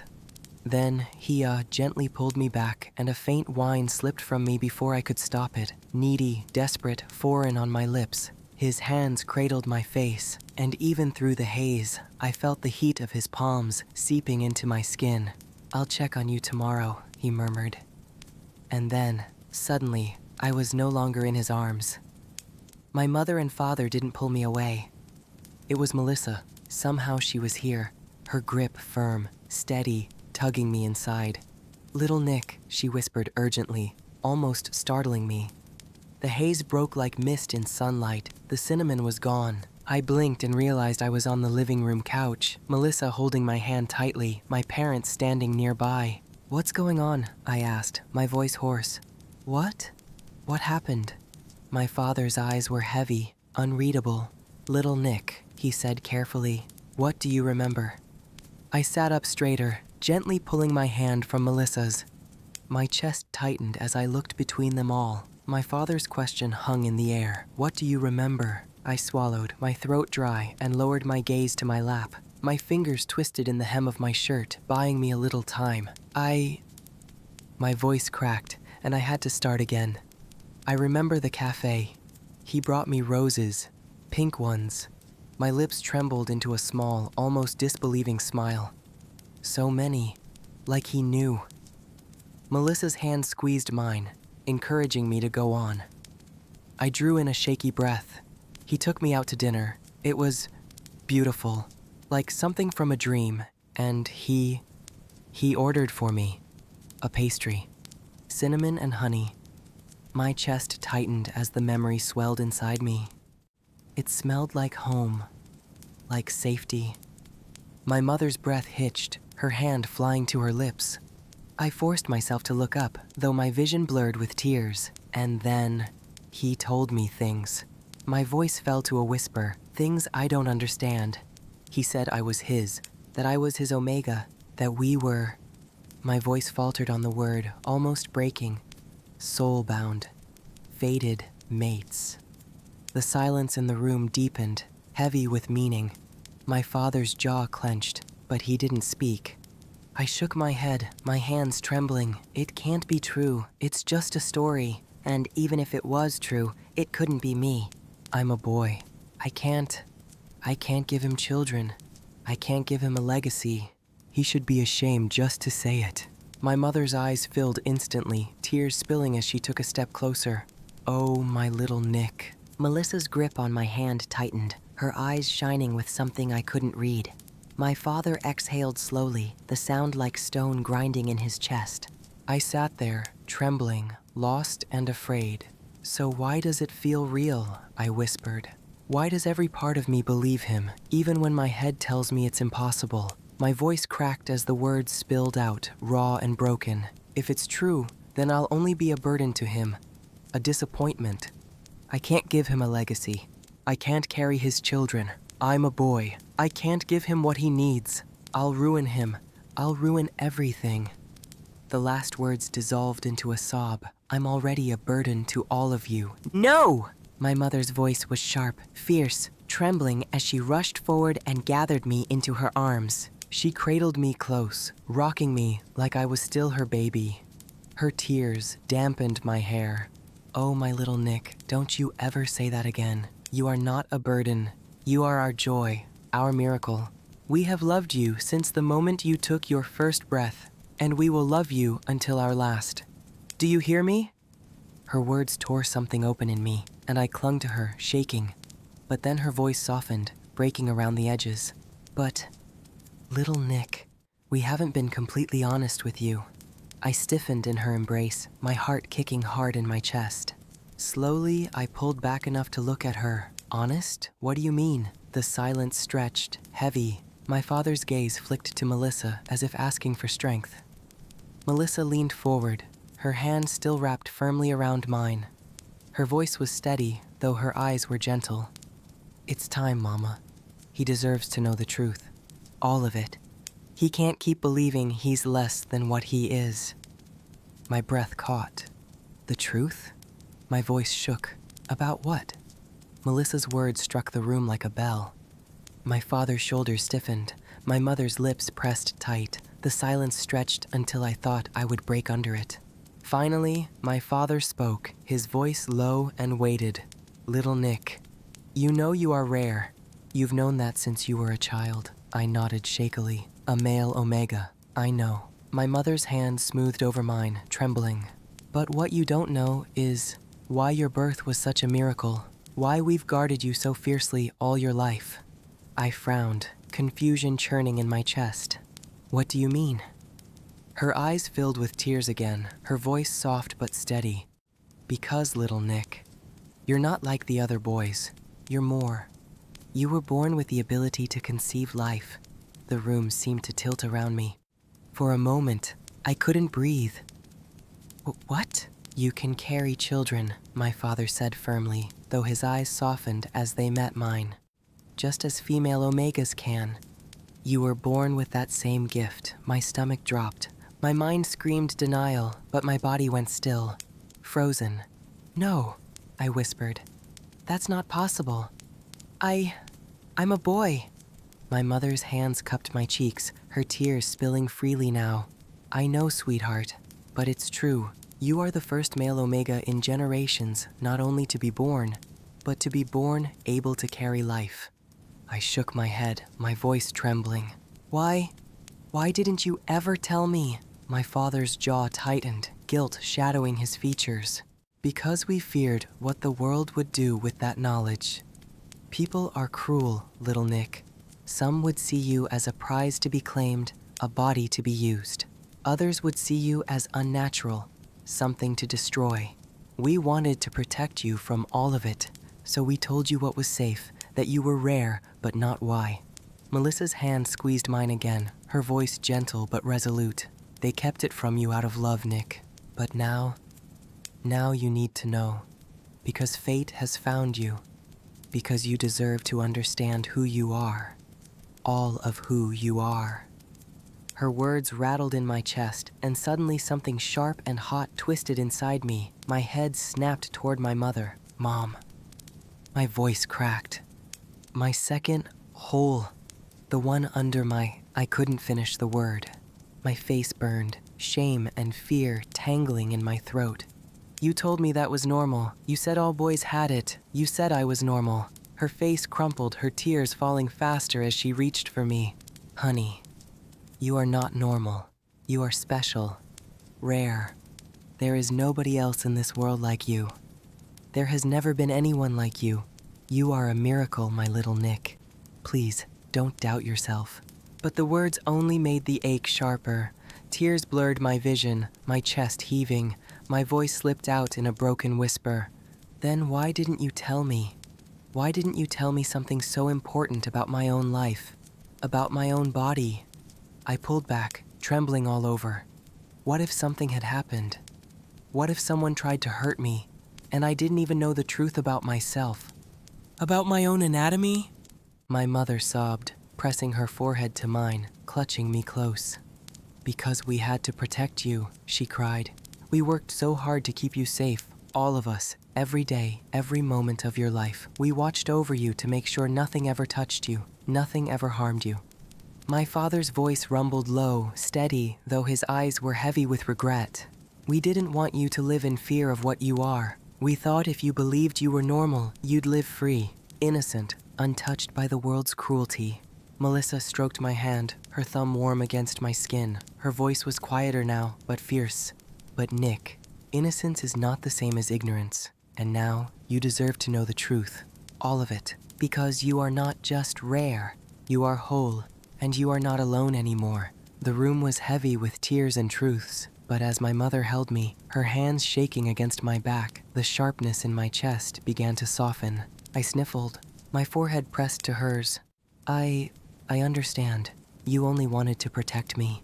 My voice cracked, but this time it wasn't from anger. It was from love. And you did. You kept me safe all these years. Her sob turned into a shaky laugh as she kissed my temple. We would do it all again for you, my little Nick. I leaned into her touch, finally letting myself breathe. The ache didn't vanish, but it eased, replaced by something steadier, something that had always been there. Love. I forgive you, I whispered, my chest trembling. I forgive you, Mom. Dad. Melissa smiled softly, relief easing the lines of her face. She squeezed my hand again. That's our little Nick, stronger than you know. Silence stretched for a moment, warm this time. But then the weight of the night pressed back in. Zan's words, his eyes, the way my body had responded to him without thought. I swallowed, sitting up straighter. But now what? What do I do about him? About... My father's gaze was steady, though wary. First, you decide if you want this, if you want him. Fate may tie you, but choice matters too. My mother brushed my hair back gently. And second, we need to move carefully. Zan doesn't know the truth about you, about what you can give. He needs to prove that he wants you, not just what you carry. Melissa's eyes softened, almost glowing with pride. And from what I've seen, he already has. He came here, stood before your parents, and promised to give up everything, his name, his legacy, his future, just to be with you. He chose you without knowing. My head snapped up. Wait, what? You talked to him? Mom? Dad? When did you talk to him? My mother's expression gentled. He came to us 2 days ago. 2 days ago, I echoed, stunned. But I don't understand. Honey, she said softly, he came to our door to speak with your father and me. He told us who you were to him, his fated mate, and he asked for our permission to court you. Her words pressed down on me, thick and heavy, and Melissa's voice echoed them. He promised to give up everything, his name, his legacy, his future, just to be with you. My throat tightened, my heart squeezing almost painfully. He had chosen me, just me, but... My voice shook. He's an alpha. Children and legacy are everything to them. My father's deep voice rumbled, steady but sure. Son, he told us those things don't matter to him anymore. He told us you are the most important thing. That's all he wants. I sat in stunned silence, words failing me. I don't know what to do. My gaze darted helplessly toward my mother. Melissa, she said quietly. Melissa leaned closer, her tone gentle but firm. So, here's the plan. You don't tell him yet. Not until you're ready. Let him show you who he is. Let him prove his love, day after day. And when the time comes, when you feel safe and certain, you'll share the truth together. My chest tightened. Don't tell him? You want me to lie to him? No, honey, my mother said quickly, reaching for my hand. That's not what we mean. We just want to be sure it's you he wants, without conditions. He's spoken the words. Now let's see the actions. Let's see consistency. Her voice was warm, but steady, full of conviction. I wiped my eyes, breathing slowly. The storm in my chest quieted, replaced by something softer. Okay, I whispered. I'll wait. I'll watch.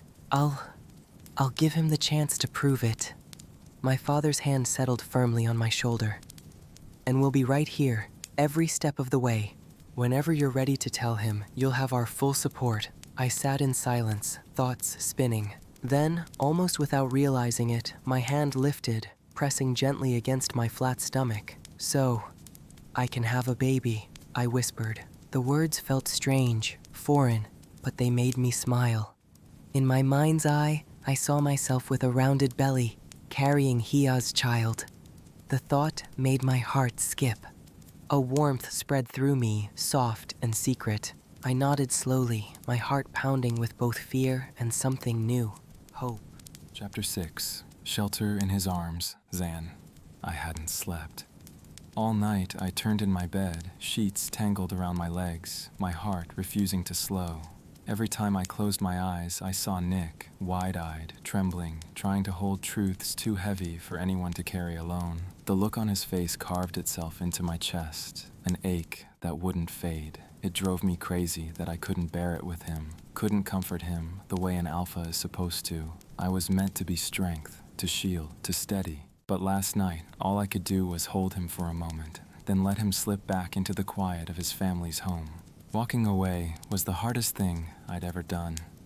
The sun had barely risen before I was out the door, driven by something I couldn't fight. My inner alpha, my blood, my very bones, demanded it. Check on him, make sure he's safe. Don't let him wake alone with the weight of this. Now, I stood at the small gate outside the house, forcing myself to breathe. I had no right to demand more than Nick could give. Not yet, maybe not ever.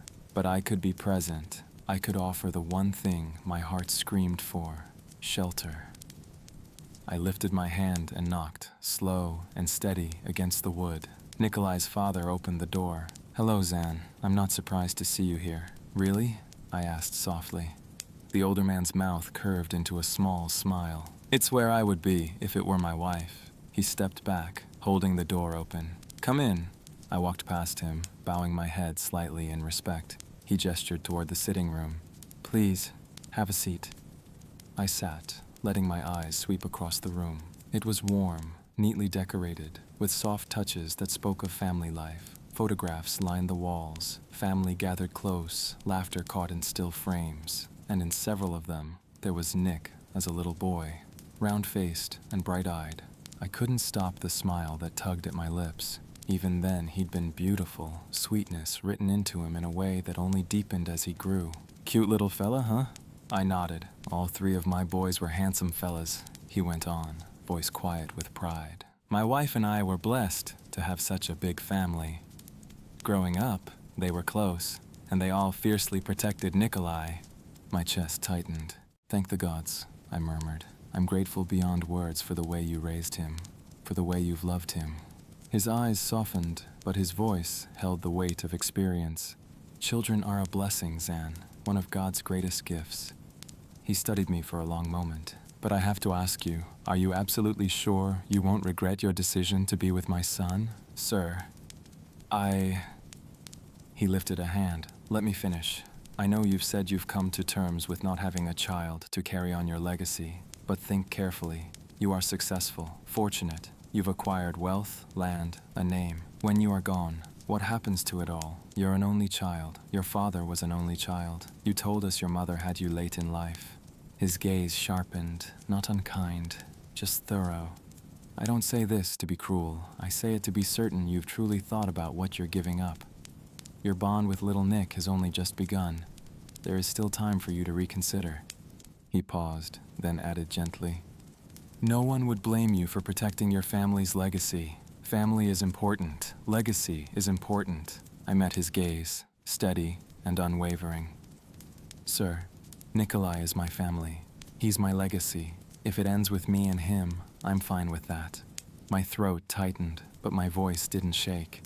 The life I'm going to have with him will be worth 10,000 legacies. And besides, I exhaled slowly, your sons have children, or one day they will. I could pass my legacy down through them. The empire my family built doesn't need to die with me, because family is more than blood. To me, it's love. It's the people you protect. Nikolai's father sat in silence, astonished at what I had just said. He hadn't expected such certainty, or such humility. In that moment, he realized I was serious, more serious than he had believed possible. He rose slowly, crossing the room, and extended his hand. "Young man, you impress me every time I meet with you." I stood and shook his hand firmly. "Thank you, sir." The older man nodded, a rare gleam of pride in his eyes. He believed now, truly, that I was the right man for his son. The morning light had grown brighter now, spilling across the floorboards. I buried my face into the folds of my shirt once more, clinging to the fading traces of cinnamon. It wasn't enough. The more I breathed it in, the more I ached.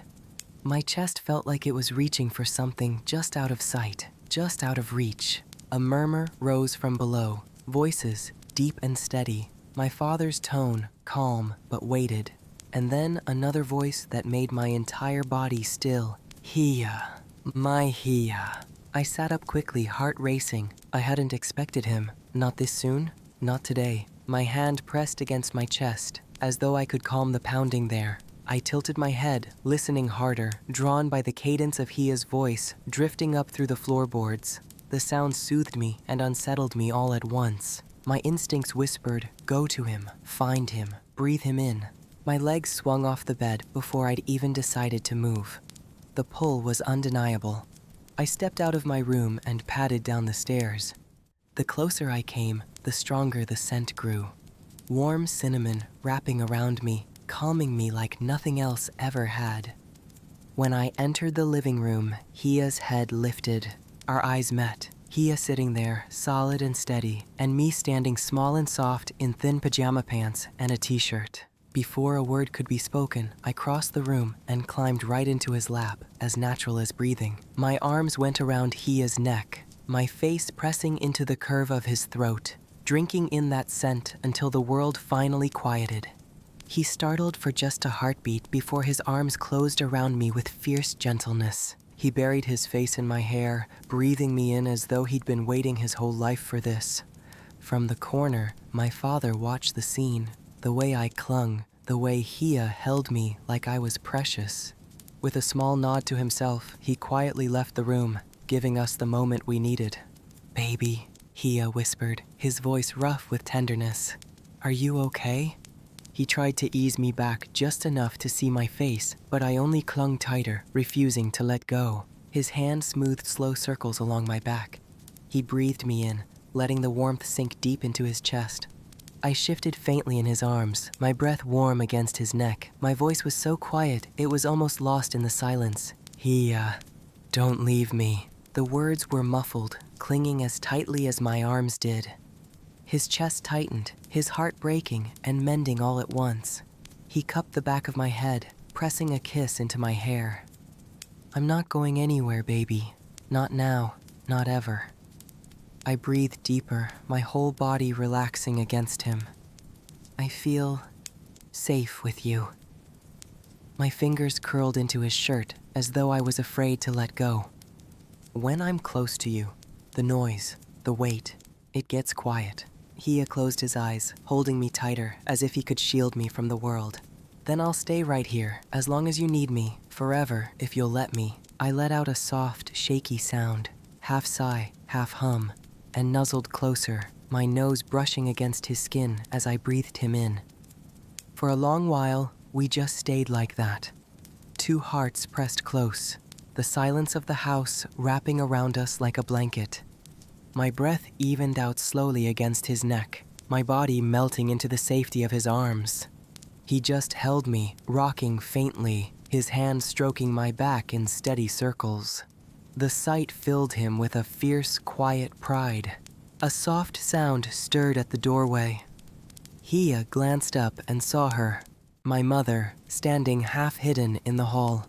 Her hand was pressed to her chest, eyes shimmering with unshed tears as she watched me tucked against Hia, clinging with everything in me.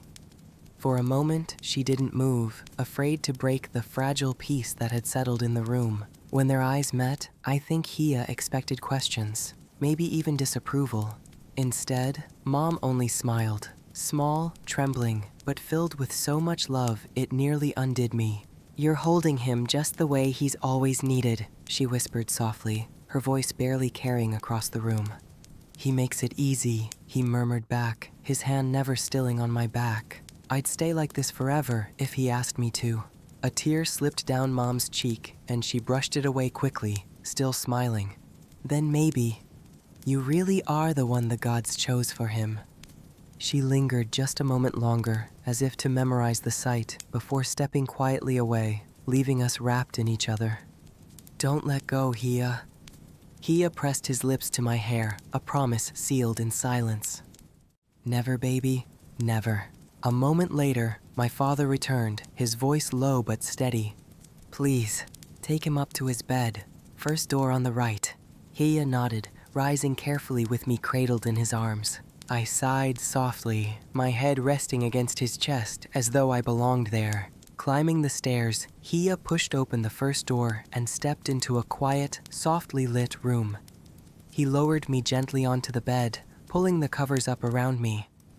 For a moment, he lingered, brushing a stray lock of hair from my face, letting his eyes rest on the piece there.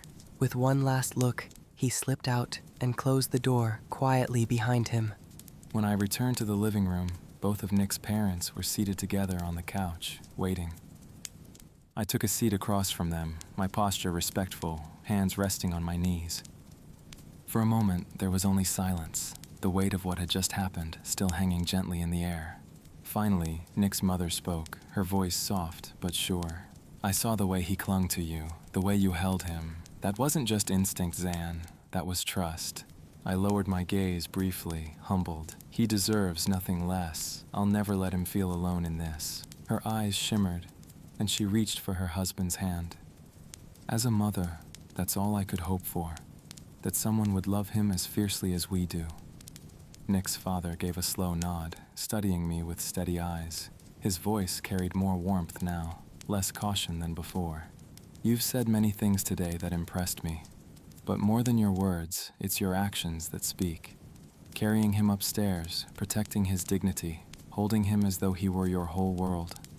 He paused. "It tells me more about the man you are than anything else could." I met his gaze, steady and unflinching. "He is my whole world, sir. From the moment I recognized him." He leaned back, exhaling slowly, as though releasing the last of his doubts. "Then I believe you. And I think he does too, even if he hasn't found the words yet."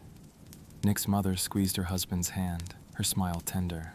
"Our boy has always been strong, but he's never let himself lean on anyone. Seeing him in your arms, it gives me peace." My chest swelled with emotion I could hardly contain. "Thank you," I whispered. "I promise I'll honor the gift you've given me, always." The room fell quiet again, but it was a quiet filled with something new. Trust, acceptance, the fragile beginning of family.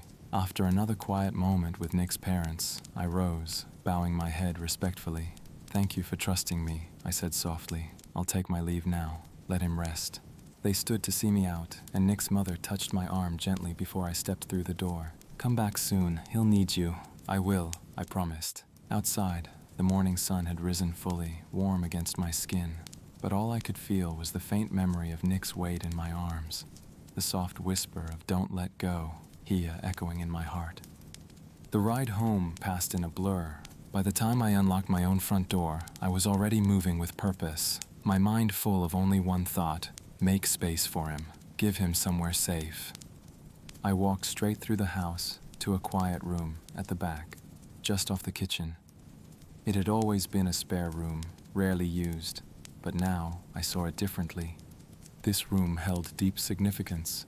It was where my mother and father had first stayed together after their wedding, before my grandfather gifted them this very house, a cherished family tradition passed down through generations. Each son and heir was given this home to raise his family in, and when his own child married, he would pass it on in turn, moving into a smaller place to begin the next chapter of life. It was more than a house, it was a legacy, a living symbol of love, continuity, and new beginnings. And now, I was giving this room to Nikolai. I had decided I would create my own legacy, one shaped by my heart, not by tradition. As the last heir to be gifted this house, I would honor the past, but build a new beginning in my own way. Opening the door, I stepped inside and looked around, imagining it filled with warmth, with softness. A place not for me, but for Nick. A nest. The room was large, far bigger than the one Nick had at home. My first instinct was to paint the walls pink immediately, to cover the space with pillows, rugs, and blankets in every shade. But I stopped myself. No. It had to be Nick's choice, his sanctuary, his touch. I would let him decide every color, every blanket, every corner. Still, my heart swelled as I stood there. I could already see it. Nick curled up in safety, wrapped in comfort, breathing freely, without fear. I leaned against the doorframe, exhaling slowly, my chest tight with pride and tenderness. "This will be yours, baby," I whispered to the empty room. "Your place, your shelter." And for the first time since last night, his restless heart eased, because building a home for Nick felt like building his own future. Chapter 7. The First Comfort. Nikolai. The day moved like water, slow and uneven, refusing to let me forget. I woke with the memory lodged under my ribs, heavy but alive, pulsing with each breath. Soulbound. I whispered it once, testing the sound in my empty room. The syllables felt too big, too ancient to belong in my mouth. In the mirror, I searched for proof. A glow in my eyes, a mark on my skin, anything. But all I saw was myself, the same face I'd always carried. Except it wasn't the same. The change wasn't outside. It was buried deeper than skin, in a place no one else could see. All day, I drifted. Mama noticed, though she didn't press. She watched me stare too long into my tea, fold laundry without finishing, wander from room to room like I'd lost something I couldn't name. Maybe I had, or maybe I'd found it. I couldn't tell the difference yet. By the time the sun slid low and painted the windows gold, I couldn't stay inside any longer. I stepped out onto the back porch and sank onto the wooden steps. The boards were cool under my legs, the air thick with the sweet green scent of cut grass. Cicadas called from the trees like 1,000 tiny violins. I wrapped my arms around my knees and let the sky darken. Violet bled into navy. I tried to breathe myself into stillness. Instead, the doorbell rang. I listened as Mama's footsteps carried through the hall, her voice warm with surprise. Then, the creak of hinges. A low rumble of a voice I recognized before it finished speaking. "Nick, you have a visitor." I didn't need to answer. A moment later, the porch boards creaked. Hia stopped at the edge of the steps. The fading light caught in his hair. His eyes found mine, and he waited. Not moving closer, not assuming, just waiting. Something in me loosened. I gave the smallest nod. Only then did he lower himself onto the step beside me, leaving a respectful space. The air shifted, heavier but safer. We sat without speaking. The night filled the silence. Crickets, cicadas, a distant dog barking at nothing. It wasn't uncomfortable. It was weighty, like the air before rain. Finally, I lifted my face toward him. What does it mean for us to be fated? What am I supposed to expect? The question trembled in the air. I wanted to catch it back, but it was too late. Hia didn't rush. He turned toward me, his eyes steady, as though I were the only thing worth looking at. It means recognition, he said quietly. That you are mine, and I am yours. Not because we're forced. Not because it's written in chains, but because the bond exists, and nothing can erase it. My arms tightened around my knees. And if I'm not ready? The corner of his mouth lifted, but his eyes stayed soft, almost solemn. Then I wait. Always. Being fated doesn't steal your choice, Nick. It only promises that when you are ready, I'll be here, no matter how long it takes. The words settled between us like a candle flame, small, steady, giving off more warmth than seemed possible. You make it sound simple, I whispered. A quiet laugh, barely more than a breath. It isn't. It will test us. There will be moments that feel impossible, but the truth underneath stays the same. I'll never turn away. Not from you. The honesty in his voice made something ache inside me. Not the old fear, something else. A pull I didn't know how to name. I asked him more questions in fragments. What was it like for him realizing? Did he feel it right away? Did it scare him? He answered each one without hesitation. The first time he saw me, he knew. Not with logic, not with proof, but with a certainty he couldn't shake. He admitted it terrified him.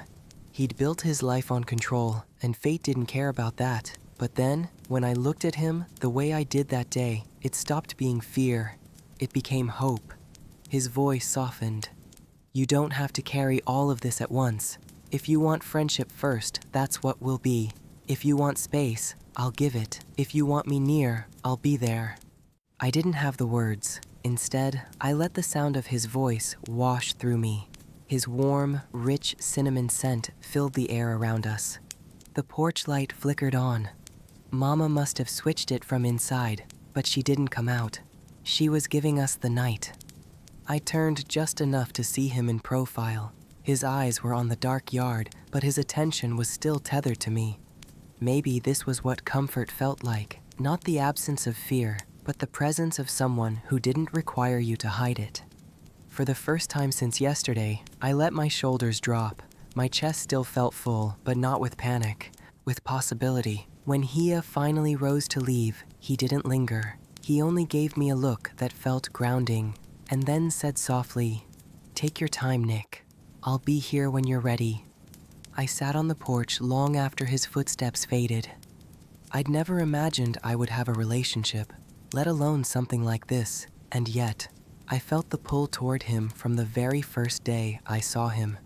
He was steady, patient, a man I could trust. But trust needed time. I thought about our date, before he told me about the soul bond, how easy the conversation had been, how our values seemed to braid together without effort. I had enjoyed that evening in a way I never expected to enjoy anything. That memory comforted me now. It reminded me it wasn't only fate binding us, it was choice too. Still, I had questions I couldn't ask Mama or Papa. Embarrassing questions. Questions about my body, about what it meant to be an Omega in ways I had never truly faced. But Melissa would tell me plainly. She was like me. She wouldn't laugh. She wouldn't shame me. I needed to call her. The cafe was quiet the next afternoon, the kind of lull where sunlight stretched long across the floor, and the only sound was the clink of cups being stacked. I moved through the motions, but my thoughts kept slipping back to the porch, to his voice steady in the dark. The bell above the door chimed. I looked up and nearly forgot how to breathe. He stood framed in the doorway, sunlight catching the edges of his black tailored suit. Sharp lines, perfect fit, power stitched into every seam. He looked like someone who belonged to another world. And yet, when his eyes found me, they softened. My heart thudded so hard, it almost hurt. He crossed the cafe slowly. I was nearby, he said, voice warm and quiet, meant only for me. I wanted to see you. I could only stare. You look... I caught the word before it escaped, heat flooding my face. His smile curved gently, knowing. He didn't press. Then his watch buzzed faintly. A flicker of reluctance crossed his face. I have a meeting. I can't stay long. He reached into his pocket and set a slim black phone on the counter between us. For you, he said. It's already set up. If you ever need me, you'll have a way. I stared at it. A phone. To most people, nothing special. To me, it felt like an anchor. I don't really use... I know, he said gently. That's why I want you to have it. Not to change you. Only so you're safe. Keep it with you. That's all I ask. And if you need me, for anything at all, I'll be right there. I curled my fingers slowly around the device, its cool surface warming against my skin. He stepped back then, regret flickering across his face as though leaving cost him more than he'd admit.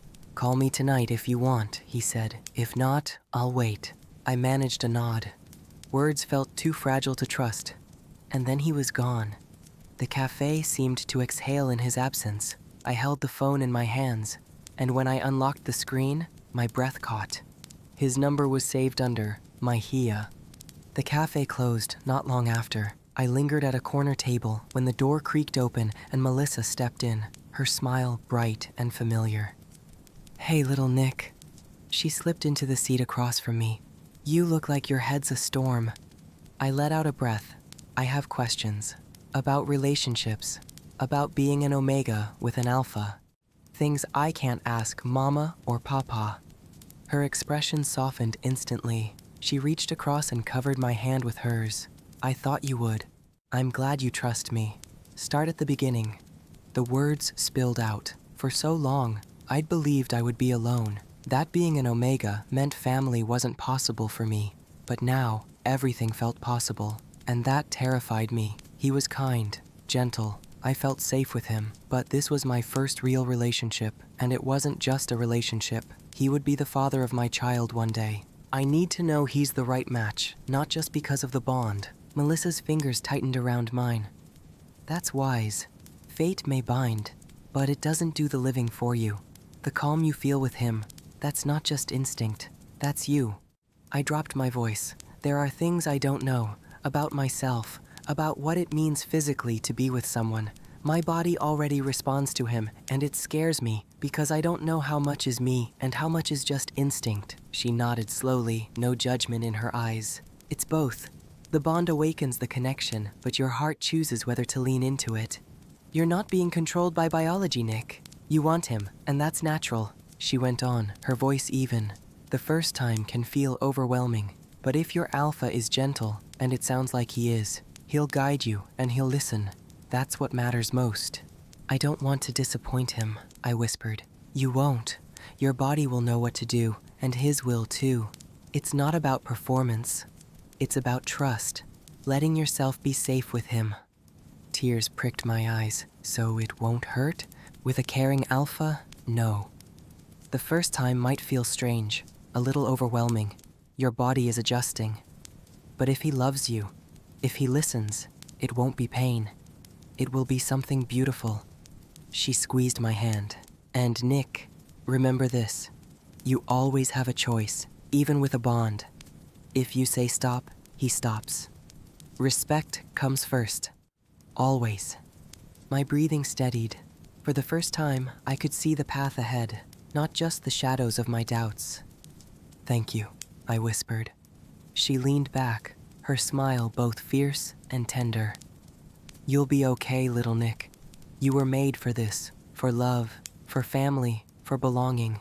Don't doubt it. That night, I sat on the edge of my bed, turning the phone over in my hands. If you need me for anything at all, pick up the phone, and I'll be right there. The screen lit beneath my touch. His number glowed back at me. My Hia. A startled smile curved my lips as warmth rushed through me. Before I could change my mind, I pressed call. Once, twice. Nick? It's me. The smile in his voice was instant. You called. You said I could. You can, always. His tone softened. I didn't think I'd hear from you so soon. I gripped the phone tighter. I wanted to hear your voice. I'm always here for you, baby. I love the sound of your voice, too. Hia, I whined without meaning to. He chuckled. What, Nick? I mean it. His laughter eased something in my chest. "The weekend's coming up," he said. "Are you working?" "Saturday, but I'm off Sunday. Can I see you?" "I want to be with my Nick." My lips curved before I could stop them. "How about you pick me up Sunday morning and we spend the whole day together?" His breath caught, pleased. "I would love that. Can I cook for you?" "Actually," I smiled shyly, "I'd like to cook for you." "Baby, you want to cook me food?" "Yes, Hia. I'd love to cook for you." "Okay," he said, warmth bright in his voice. "I'll pick you up. We get breakfast, then back to my house. We relax all evening, and then I get to eat your amazing cooking for dinner." "That sounds perfect." Silence stretched between us, gentle and full. "I'm glad you called," he said at last, voice low. "More than you know." "I'm happy I called too," I whispered. "Good night, Hia." Good night, my Nick. When I hung up, the world didn't feel so big anymore. I set the phone on my nightstand, within reach. And for the first time in my life, I didn't feel alone. Chapter 8. Home is where the heart is. Nikolai. The morning sun streamed through the curtains, softer than usual, as if it knew today was different. I'd dressed twice already, changing from one shirt to another, before Mama finally laughed and straightened my collar herself. "Nick, he'll love you no matter what you wear," she teased, smoothing my hair with warm fingers. Before I could answer, a knock sounded at the door. My heart jumped. When Papa opened it, Hia stood there, tall and sure in his pressed shirt, a bouquet of pink roses in his hands.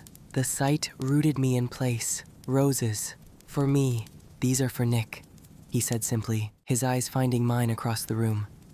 I reached for them slowly, the soft petals brushing my fingertips. "Thank you, Hia," I whispered. But before I could follow him out, Papa's voice stopped us. "Zan," firm but not unkind. "A word before you take my son." Hia nodded immediately and stepped inside. I lingered by the doorway, clutching the roses, listening as Papa led him into the living room. Two men speaking of my future as if it were both fragile and sacred. I followed Nick's father into the living room, aware of my angel hovering in the doorway. "Angel," I said gently, "may I speak to your father alone?" Nick gave a small bow before slipping out. The gesture made my chest tighten with pride. His family had raised him so well. I turned my full attention to his father. "My son is young," he began. "This bond is new. You understand my caution." "I do," I answered without hesitation. "That is why I came to you, not only for your blessing, but for your guidance, from the very beginning." I drew a breath and continued. "Nick is my fated mate. In time, he will be the heart of my home. I want him to feel freedom there, to lead, to decorate, to shape it however he wishes. But for him to grow into it, he must first grow familiar with it." I leaned forward, earnest. "I will provide everything he needs. Today is only a visit, breakfast, and dinner at my home. But eventually, I want him to know that space as his own. My hope is that one day he'll stay the full weekend because he feels at ease there, because he knows the home is already his." I let the final truth fall from my chest. I may provide, but the house will belong to him. He will be its ruler, the one who gives its soul. That is my promise. Silence stretched between us. Then Nick's father's eyes flicked toward the doorway, one last glance at his son, as if checking his readiness before giving his answer. Finally, he inclined his head. "You speak with respect. My son deserves patience and gentleness as much as devotion. If you give him that, I will allow him to walk this path with you." I bowed my head, not as duty, but as gratitude. "You have my word." When I stepped back toward the doorway, my angel was waiting. His eyes met mine, wide and uncertain. I reached for his hand. When his fingers slipped into mine, warmth spilled through me in a way no vow could capture. "Ready, baby?" he asked softly. "Yes, Hia. The words tasting both terrifying and sweet. The roses rested in my lap as we drove, their soft pink petals glowing in the morning light. I traced one with my fingertip, still stunned he had thought to bring them just for me. "Do you like them, baby?" Hia asked, one hand steady on the wheel, the other brushing against mine. "I love them," I admitted. "No one's ever given me flowers before." His eyes flicked toward me, warm and proud. "Then I'll make sure you always have them." I ducked my head, hiding a smile behind the bouquet. I remembered our first car ride together on the night of our date. Back then, his scent had made me nervous. So strong, so good, like my mama's cookies fresh from the oven. I wasn't used to a person carrying a smell that made my chest ache and my body restless. But now, it wrapped around me like safety itself. The car slowed in front of a small cafe tucked on the corner of a quiet street. Not fancy, just welcoming, with wide windows and the smell of fresh bread drifting out as the door opened. We found a table by the window, and he set the menu in front of me, though his eyes stayed on my face. "What would you like, baby? Maybe pancakes? Or eggs?" He leaned in, voice low with amusement. "Order both. I'll eat whatever you don't finish." "Hia, that's too much." It's never too much when it comes to my beautiful boy. Soon the table was full. Pancakes, eggs, fruit, coffee. I picked at mine carefully at first, but Hia watched me so gently that eventually I relaxed completely. Then he reached across and stole a piece of fruit from my plate. "Hia!" He chuckled, entirely unrepentant. "Sharing, baby. Isn't that what couples do?" You could have asked. I like watching you pout. The banter left me warm, lighter than I'd felt in days. As I lifted my coffee, I realized the knot in my chest had loosened entirely. The world outside could wait. For now, it was just us. Two people at a table, laughing softly, the scent of roses still clinging to my hands. The drive grew quieter as we left the city behind. We passed only 3 houses, spaced far apart, each tucked into its own patch of land, before the road curved into something more private. A long driveway stretched ahead, lined with trees. I rolled the window down, wanting to feel the air on my face. It was different here, lighter, touched with the scent of pine and water. When I stepped out, the first thing I noticed was the quiet. Not the heavy silence of loneliness, but the kind that lets you breathe deeper. The house stood before me, white and shining in the morning sun. Its wraparound porch stretching wide, like arms open to welcome me. Beyond the porch, the land opened wide, green grass rolling into soft slopes, a neat garden bed waiting for color. My fingers itched at the thought of planting there, filling it with blooms that would sway and spill over. And just past the edge of the yard, a glimmer of water caught my eye. A small lake stretched out, calm and glassy, a narrow dock jutting into it, weathered but sturdy, reaching toward the horizon. The whole place felt set apart from the world, as if it had been waiting for me, and only me, to step into it. I clutched the bouquet of roses tighter, letting it all wash over me. It wasn't just a house, it was possibility. The pull of the lake was impossible to ignore. I let my steps carry me forward until I reached the dock, then lowered myself onto the edge, legs dangling, toes just above the glassy surface. The breeze lifted the hair from my forehead, carrying pine, water, and something warmer. Hia's scent clinging to me wherever I went. I could see it so clearly. Flowers in the garden, children's laughter echoing across the yard. Hia's arms around me as the sun set over the water. The thought made my chest ache, not with fear, but with a longing so deep it almost hurt to breathe. I stayed a few paces back, watching him, my beautiful boy, sitting at the edge of the dock, sunlight touching his hair, the roses still gathered against him like a promise. I wanted to give him time, but my feet carried me down the slope toward him anyway, each step deliberate, careful, as though I might scare him away if I moved too fast. But when I reached him, he didn't flinch. He only tilted his head slightly, acknowledging me without words. I lowered myself onto the dock beside him. The wood creaked under our weight, the lake lapping softly at the edges. "It's beautiful here," he murmured finally. "It's even more beautiful with you in it, lovely." His cheeks flushed, but he didn't look away. Instead, he smiled, soft and shy, the kind of smile that made my heart ache with the need to protect it. "This dock was my refuge when I was younger," I admitted. "Whenever life felt heavy, I came here. But it feels different today, sitting here with you. It feels like it was always meant to be this way." He hugged his knees tighter, eyes shining. "I can see myself here, with you." Those words undid me. I reached out slowly, letting my hand find his. His fingers trembled, but they didn't pull away. They curled into mine, fitting perfectly, as if they'd been waiting for this moment all along. The dock held us, the lake mirrored the sky, and for the first time, I felt like the future I had dreamed of was no longer a dream at all. It was sitting right beside me, holding my hand. When I finally rose and extended my hand to him, he looked up at me with that soft smile and placed his hand in mine, as if giving me more than just his hand, as if giving me trust. He curled into my side naturally as we walked up the path toward the porch, my arm wrapped around him, and with each step my chest swelled with something I had no word for. At the door, I drew a breath, slid the key into the lock, and turned it. The latch gave way with a soft click. My father had stood in this same doorway with my mother, his father before him, and so on through generations. Now it was my turn, carrying on something that stretched deeper than the wood beneath my hand. I wasn't just opening my house, I was opening my life. I walked in slowly, roses still pressed to my chest, letting my eyes move over everything. The living room opened wide, simple, almost stark. A long couch, a love seat, a television on the wall. No clutter, just the bare bones of a space waiting to be filled.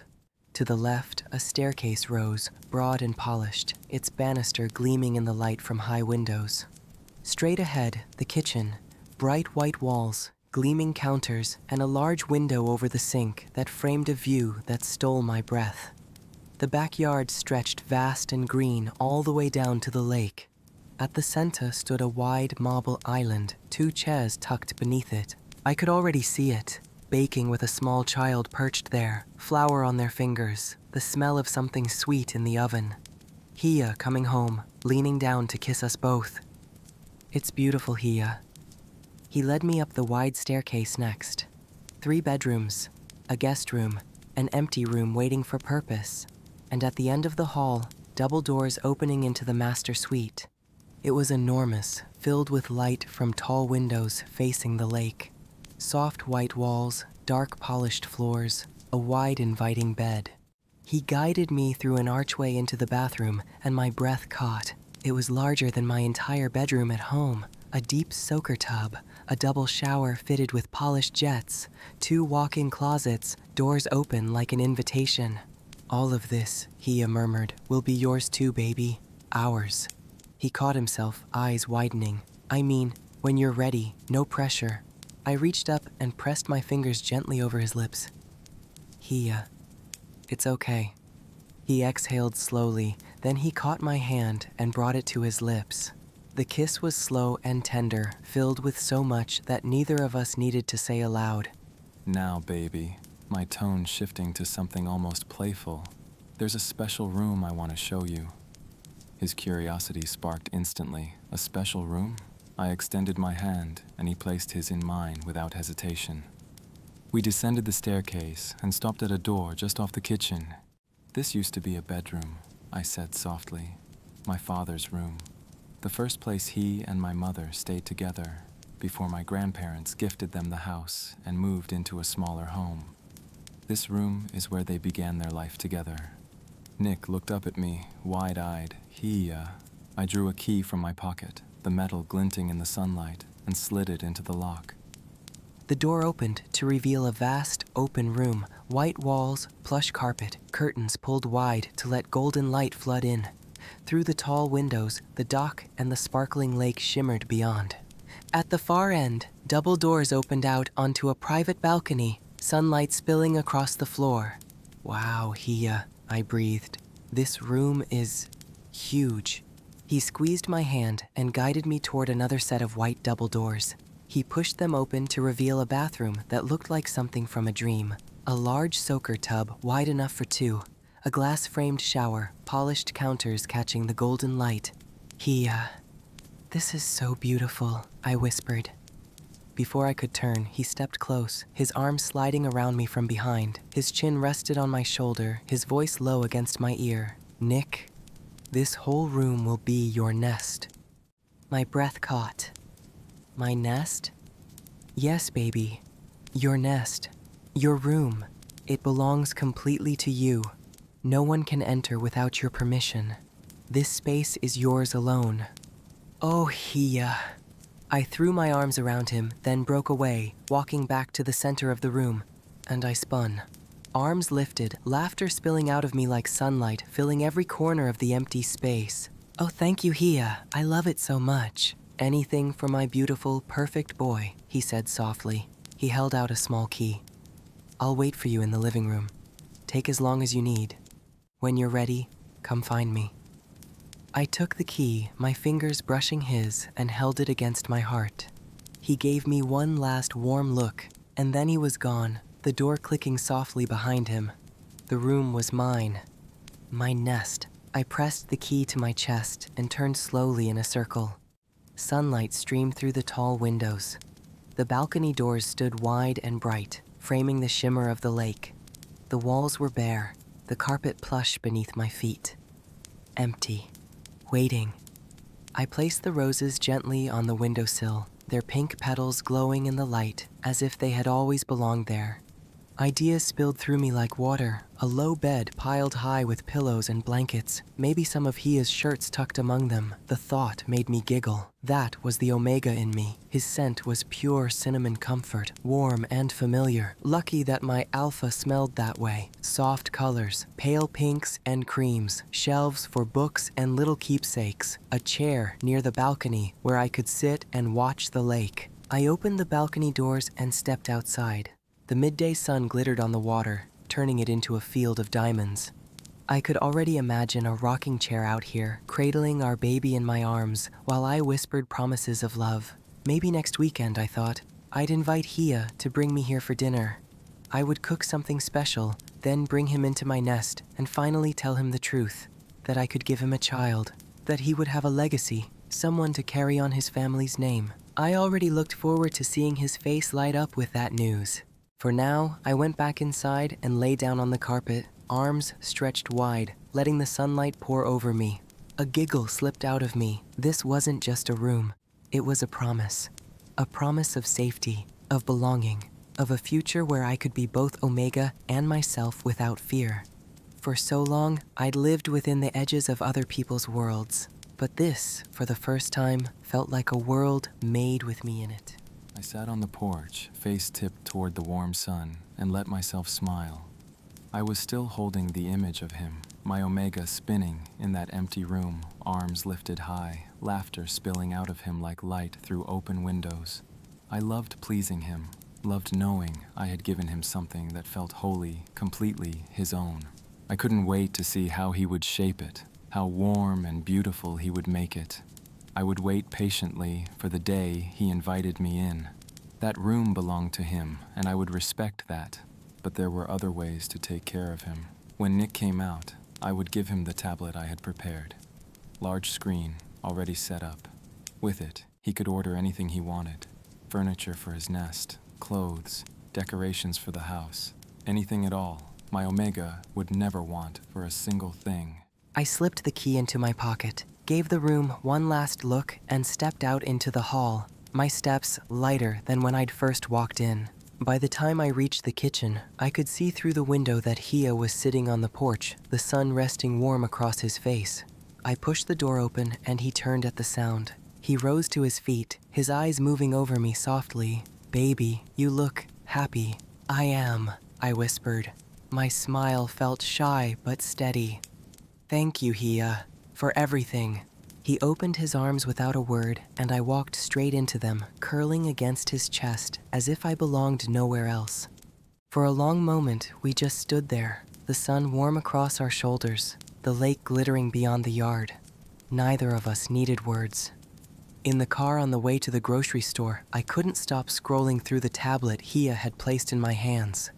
The screen glowed a deep pink. He had chosen the color knowing I would love it, and my mind was already filling my nest with everything I could picture.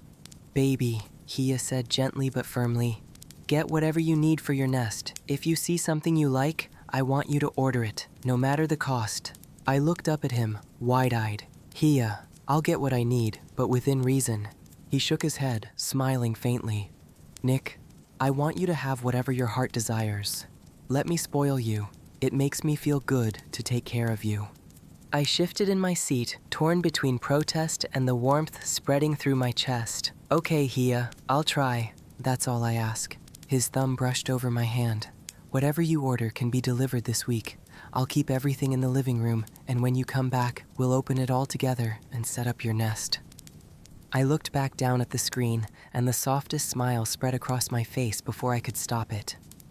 I pushed the cart and watched him move through the aisles. He didn't hesitate, didn't second guess. He picked up exactly what he needed with quiet confidence, as though he had shopped here 100 times before. It struck me again, the way my Omega moved through domestic spaces, so natural, so assured. Grace and warmth and purpose, all woven together into him. Watching him now, filling our cart with such care, I felt myself fall in love with him all over again. I followed him through every aisle and loved every second of it. Back in the kitchen, I sat at the island and could not move. Multiple pots simmered on the stove. I watched him stir, whisk, and wash dishes as he went, finding every utensil without searching, adjusting every appliance as though he'd lived here for years. The air around me was incredible. Garlic, cream, butter, herbs, all of it blending into something rich and comforting that filled every corner of my home. I offered to help more than once. Each time he shook his head without even looking up. "I've got it, Hia," and he did. In less than an hour, dinner was on the table, set perfectly, serving dishes already filled, 2 places laid side by side. He came around, took my hand, and guided me to the head of the table as though it were the most natural thing in the world. We bowed our heads together in a small prayer. When we lifted them, he was already on his feet, serving me first, pasta, then the rich creamy sauce, before returning to fill his own plate and sit beside me. I sat there with my mouth slightly open, just watching him. "Hia?" he asked softly, catching my expression. "Is something wrong?" "Oh no, love." I shook my head slowly. "Everything is wonderful. I'm just in awe of my beautiful Omega boy." He ducked his head, hiding behind a twirl of noodles. "Hia, eat before it gets cold." I smiled to myself and reached for my fork. He'd better get used to the compliments, because there was no way I could hold them back. We ate in comfortable silence, the soft clink of forks filling the warm air. Every bite was perfect, rich, comforting, better than anything I could have imagined. I set my fork down and looked at him. "Baby, can I ask you something?" He glanced up, lips parting around a shy smile. "Of course, Hia. What do you dream for this house? For us here, I want to know what you see, not what I imagine. What you imagine." My fork stilled halfway to my mouth. I lowered it slowly back to my plate and looked around the room, at the bright kitchen, the windows opening toward the lake, and let the question settle inside me like something warm. "I dream of filling it," I whispered, almost to myself, "with color, with flowers, with warmth." I glanced back at him, nervous but steady. "I dream of mornings in the kitchen, making you breakfast before you go to work, of evenings waiting for you on the porch swing." He didn't interrupt, so I kept going, braver now. "I dream of laughter echoing through the halls, of birthdays and holidays, of a home that feels alive, not just with us, but with family, with love." I blinked, feeling my cheeks warm, and ducked my head. It probably sounds silly. Hia reached across the table and took my hand, his thumb brushing gently over my knuckles. "It wasn't silly at all," he told me. He loved every word. We would build it piece by piece, making sure the foundation of our relationship was strong before rushing anything. "I like that," I whispered, my heart so full it almost hurt, building it together. The evening unfolded easily after that. I watched him wash the dishes after dinner, moving through my kitchen with that same quiet confidence, talking softly the whole time, little comments, small questions, his smile never once fading. Later, I turned on the big screen and we settled onto the couch together. He pressed close to my side and I wrapped my arm around him without thinking, pulling him in. The quiet between us grew richer with every passing minute. Slowly, I felt his head slip from my shoulder down to my chest. His body softened, his breathing deepened, his weight growing warm and heavy against me. I shifted, drawing him fully into my lap, one hand moving in slow, steady circles across his back, the other lifting to press a kiss to the crown of his soft, white blonde hair. The sigh that escaped him pierced me straight through. To have him here, safe, warm, mine, it was more than comfort. It was everything. It was belonging. I held him as if the world could fall away and I would never notice. I breathed him in, that warm, sweet scent that grounded me, claimed me, settled something deep in my chest that had never been still before. But the hours passed, and the night grew late. Reluctantly, I scooped him up in my arms and carried him to the car, buckling him in gently as he stirred faintly against the seat. The drive home was quiet, just the hum of the engine and the soft rhythm of his breathing beside me. Every few minutes I glanced over. His lashes rested against his pale skin, his lips parted slightly, his head tilted toward me as if even in sleep he couldn't bear to be too far away. The ache of having to let go pressed into my chest like a stone, but a promise rooted itself there too, firm and certain. Next weekend would be different. Next weekend, he would stay the whole weekend. The tires crunched softly over gravel as I pulled into the driveway. For a long moment, I didn't move. I just watched him sleep in the glow of the porch light, pale gold across his lashes, peaceful and still.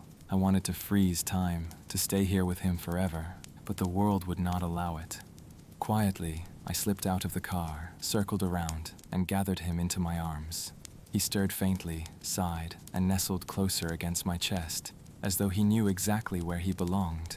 The front door opened before I even reached it, his parents already waiting. Their faces softened the moment they saw him, safe, sleeping, cradled close. He had a long day, I said quietly. His mother's hands reached out instinctively. Bring him upstairs. In his room, I laid him carefully on the bed and pulled the blanket over him. He curled onto his side, the faintest smile tugging at his lips even in sleep. I straightened and met his mother's eyes. Thank you, I whispered, for trusting me with him today. She nodded, firm but kind. Take good care of him, Zan, always. I pressed one last kiss to his forehead, so light he didn't stir, and stepped back. Downstairs, his father was waiting. I met his gaze steadily. I'd like Nick to spend next weekend with me, the full weekend. It's important that he grows comfortable in his home. His father straightened. He's only been there once. Yes, I said respectfully, that's exactly why.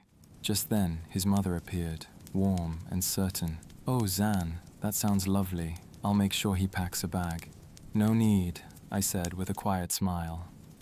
I'll have everything he needs waiting for him. His father looked away, silent but no longer arguing. She crossed the room and took my hands in hers, looking straight into my eyes. Zan, I'm so grateful my son has someone like you. From the start, I knew you would be the perfect alpha for Nick. Thank you, Mama, I said, and the word felt right. Settled, like it had always been mine to say. A little while later, she walked me to the door and lowered her voice. Don't mind my husband. This is just difficult for him. We always kept little Nick very close. She squeezed my hands. But now it's time for you to step forward as his alpha. You are good for him. My husband sees it too. It may just take him longer to say it. I'll do whatever it takes, I told her, to show him how much I love and care for your son. Her eyes shone. Everything you've ever dreamed of in an Omega, my son will be, and more. I believe you, Mama. My voice was certain, unhurried, because he already is. She pulled me into a hug then, burying her face against my neck with a soft sigh, and I held her gently, laughing quietly to myself. Omegas always found their comfort that way, no matter their age.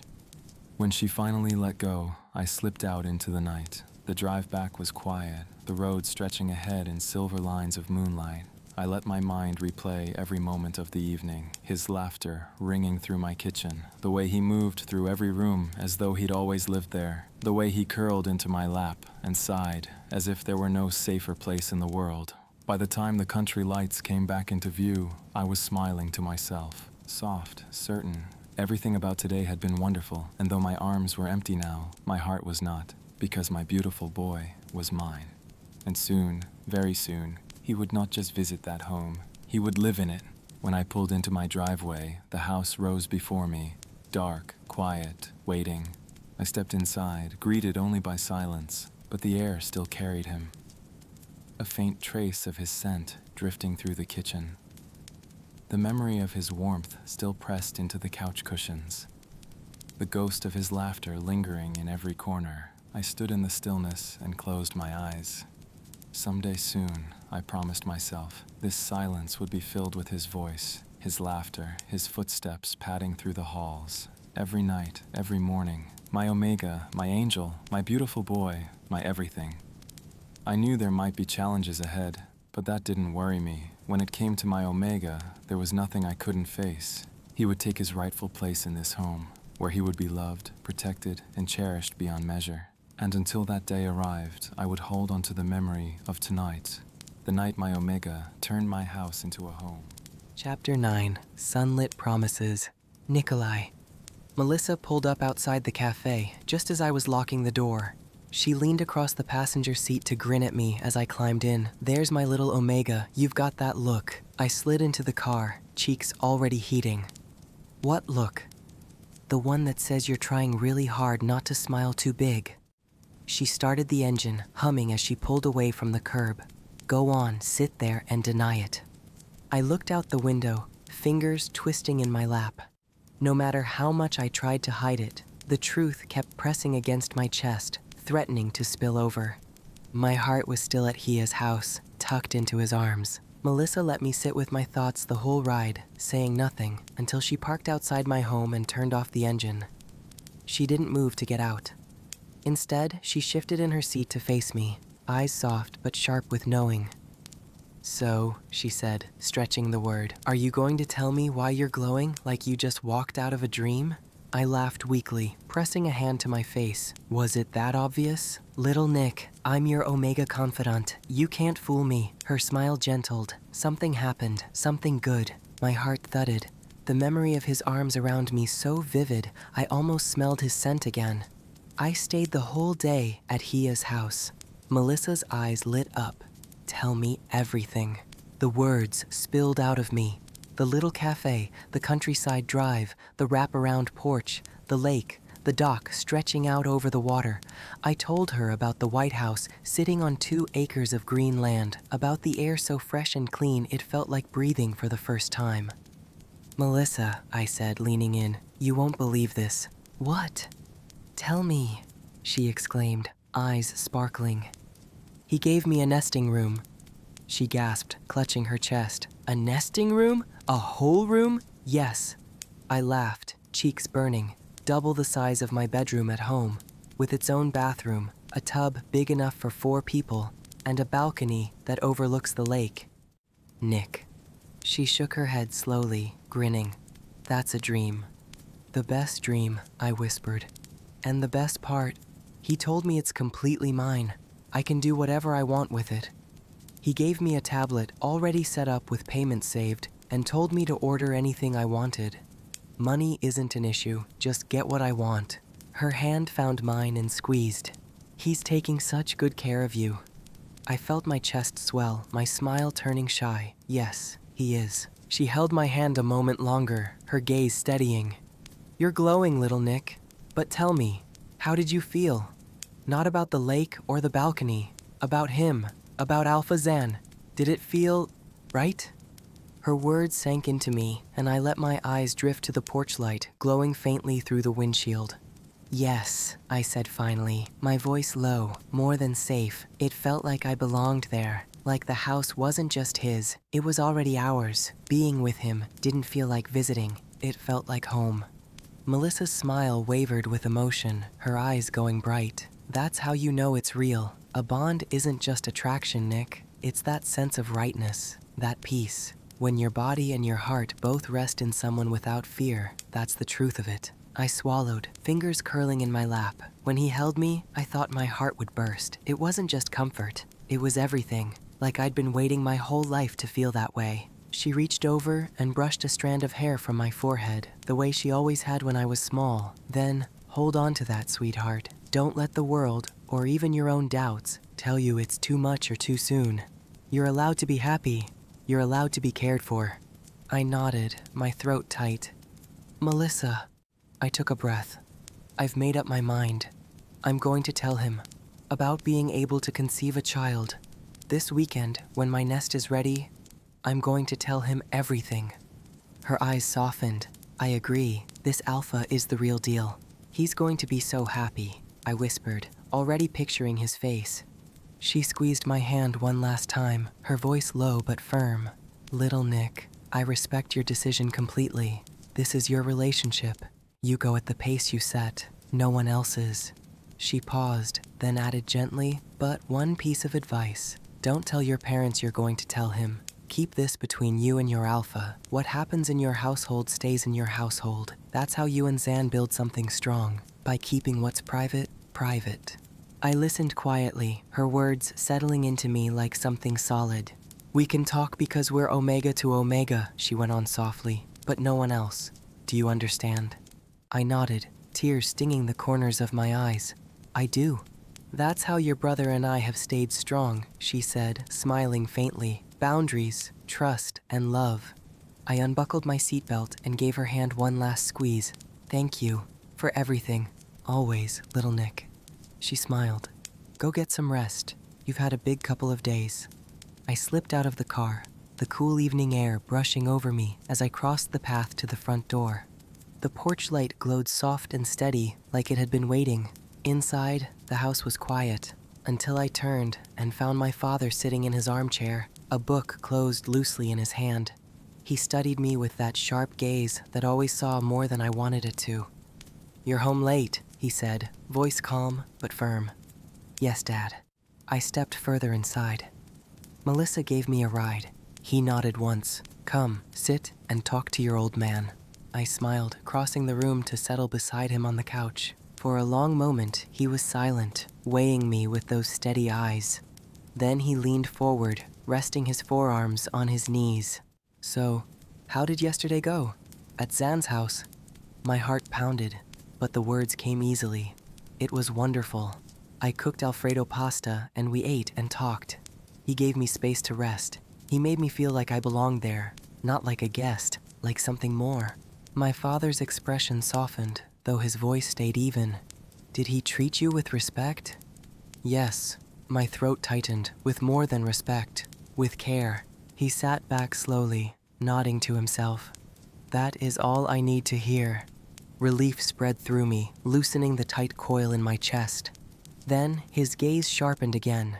Just remember, my son, love is not proven in grand gestures alone. It is proven in the quiet days, the difficult days. When storms come, you will see his true strength. He held my eyes. Until then, guard your heart, but do not be afraid to give it.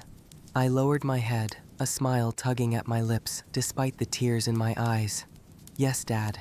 I made my way upstairs, my heart still full from my father's words. But as I closed my bedroom door behind me, another ache rose. Soft and certain, I needed to hear Hia's voice.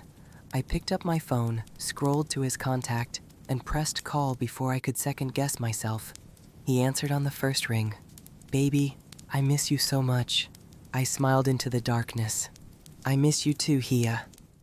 We talked easily, about work, about Melissa driving me home, about the chill creeping into the October evenings. He told me he didn't want me walking in the cold and that he would drive me most nights himself, Melissa covering the ones he couldn't. I told him I'd ask her.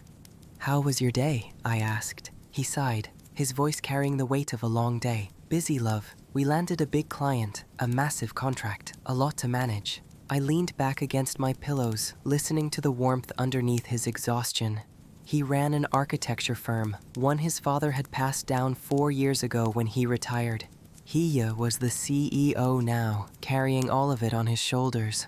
I hope everything goes well with the project, I said softly. Thank you, baby. His tone gentled. And how are you feeling? How's my love doing? I'm doing great, Hia. Just missing you is all. His chuckle rumbled low through the speaker. Well, this weekend we'll be together the whole time. My heart leapt. I'm so excited. I am too. His voice warmed. I can't wait to have you in our home again, to help set up your furniture for your nest. I just know you'll make it perfect. Thanks, Hia. I can't wait either.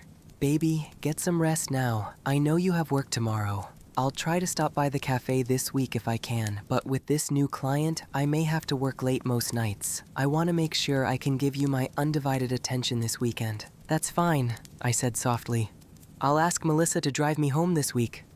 Good. His voice dropped, warm and low. Good night, baby. Sleep well. Good night, Hia. After I hung up, I took a shower and curled into bed, my mind already spinning forward to the weekend.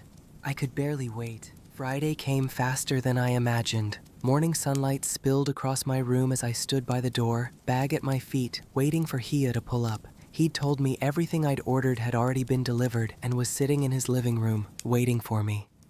The thought made my chest flutter. Soon I would see my nest take shape. Soon I would be home. I laughed at myself quietly. I was already calling it home, and honestly, it already felt that way. It hadn't even been a month, and yet I already knew my true place was with him. Mom, Dad, I'm leaving. Have a great weekend. Mom's voice floated back from somewhere inside the house. I stepped outside just as Hia's car pulled up. Before I could even reach the passenger door, he jumped out and came around the front. "Now, love," he said with that teasing smile. "What did I tell you about opening doors?" "That Nick should wait and let Hia open it," I murmured, cheeks already warming. "Good boy." His hand brushed my face as he said it. A shiver moved through me at those words. His good boy, soft and certain, like they had always belonged to me. He opened the door and I climbed inside. He leaned across to click my seatbelt, his face passing so close to mine that I felt his breath.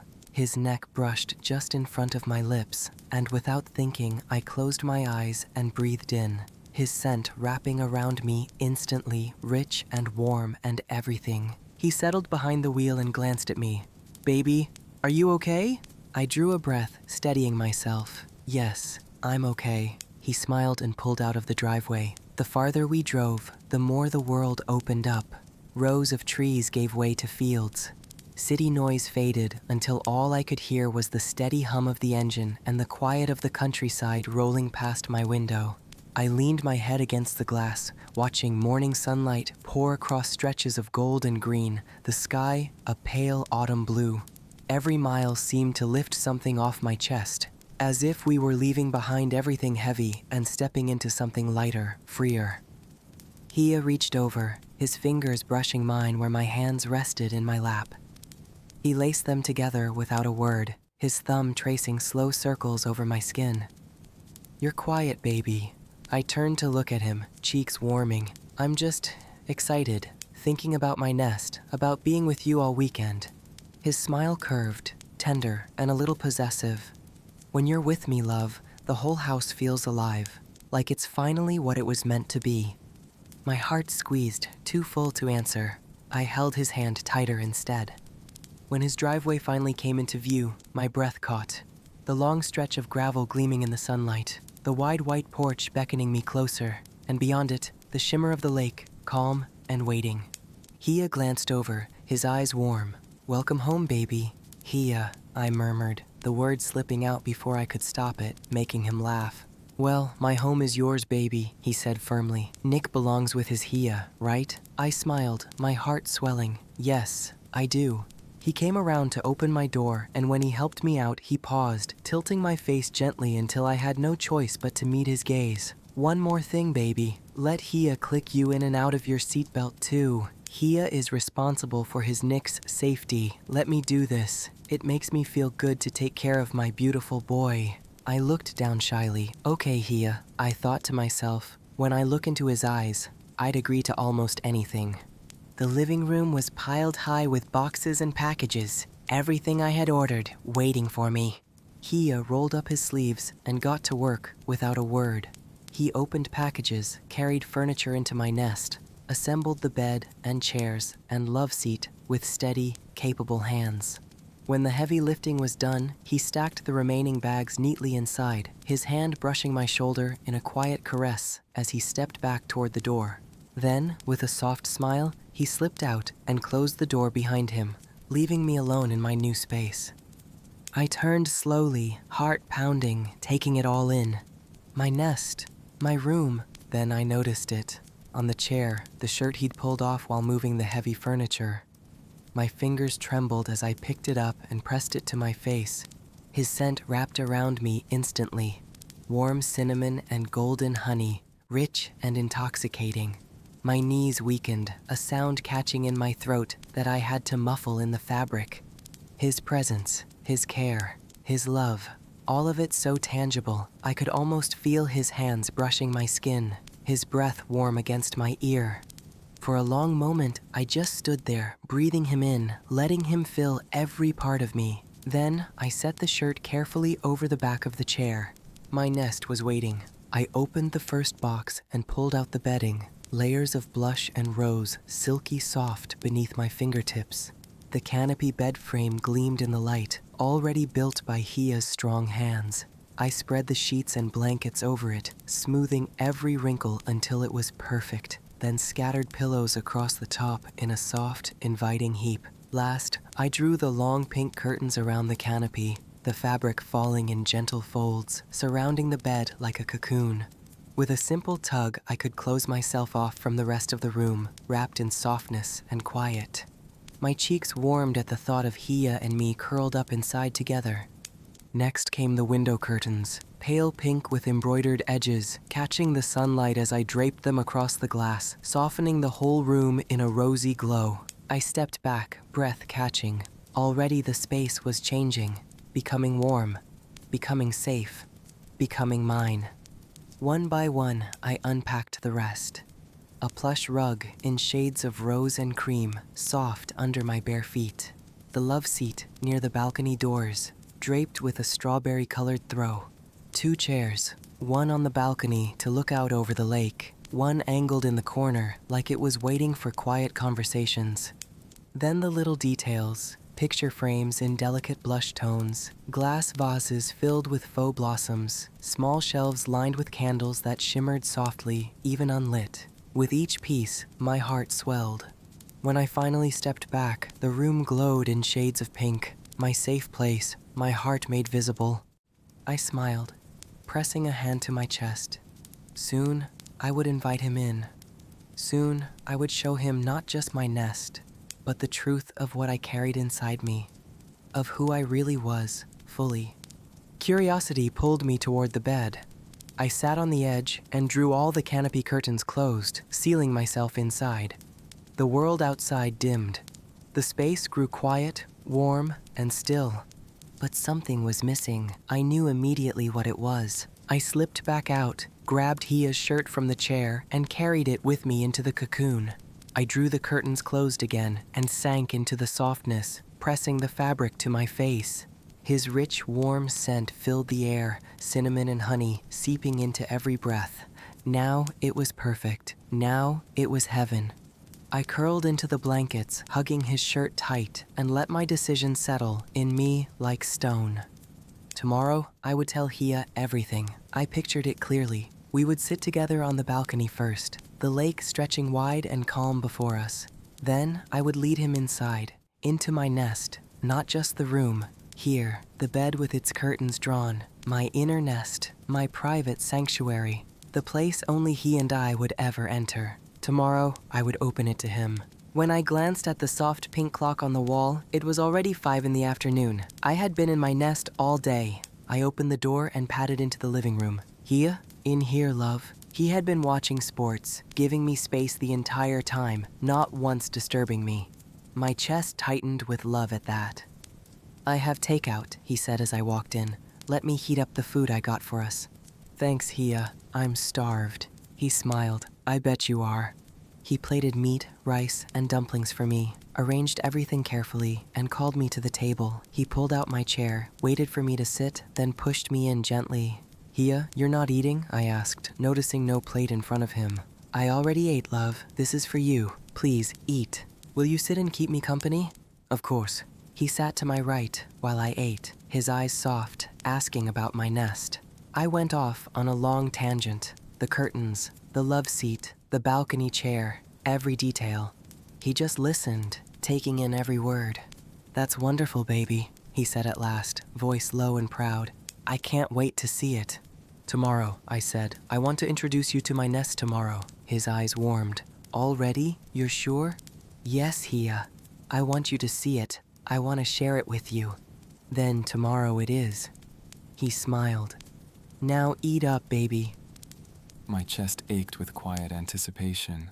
I couldn't wait to see his things beside mine, his body wash, his soaps, his brushes lining our shelves and filling our space with him.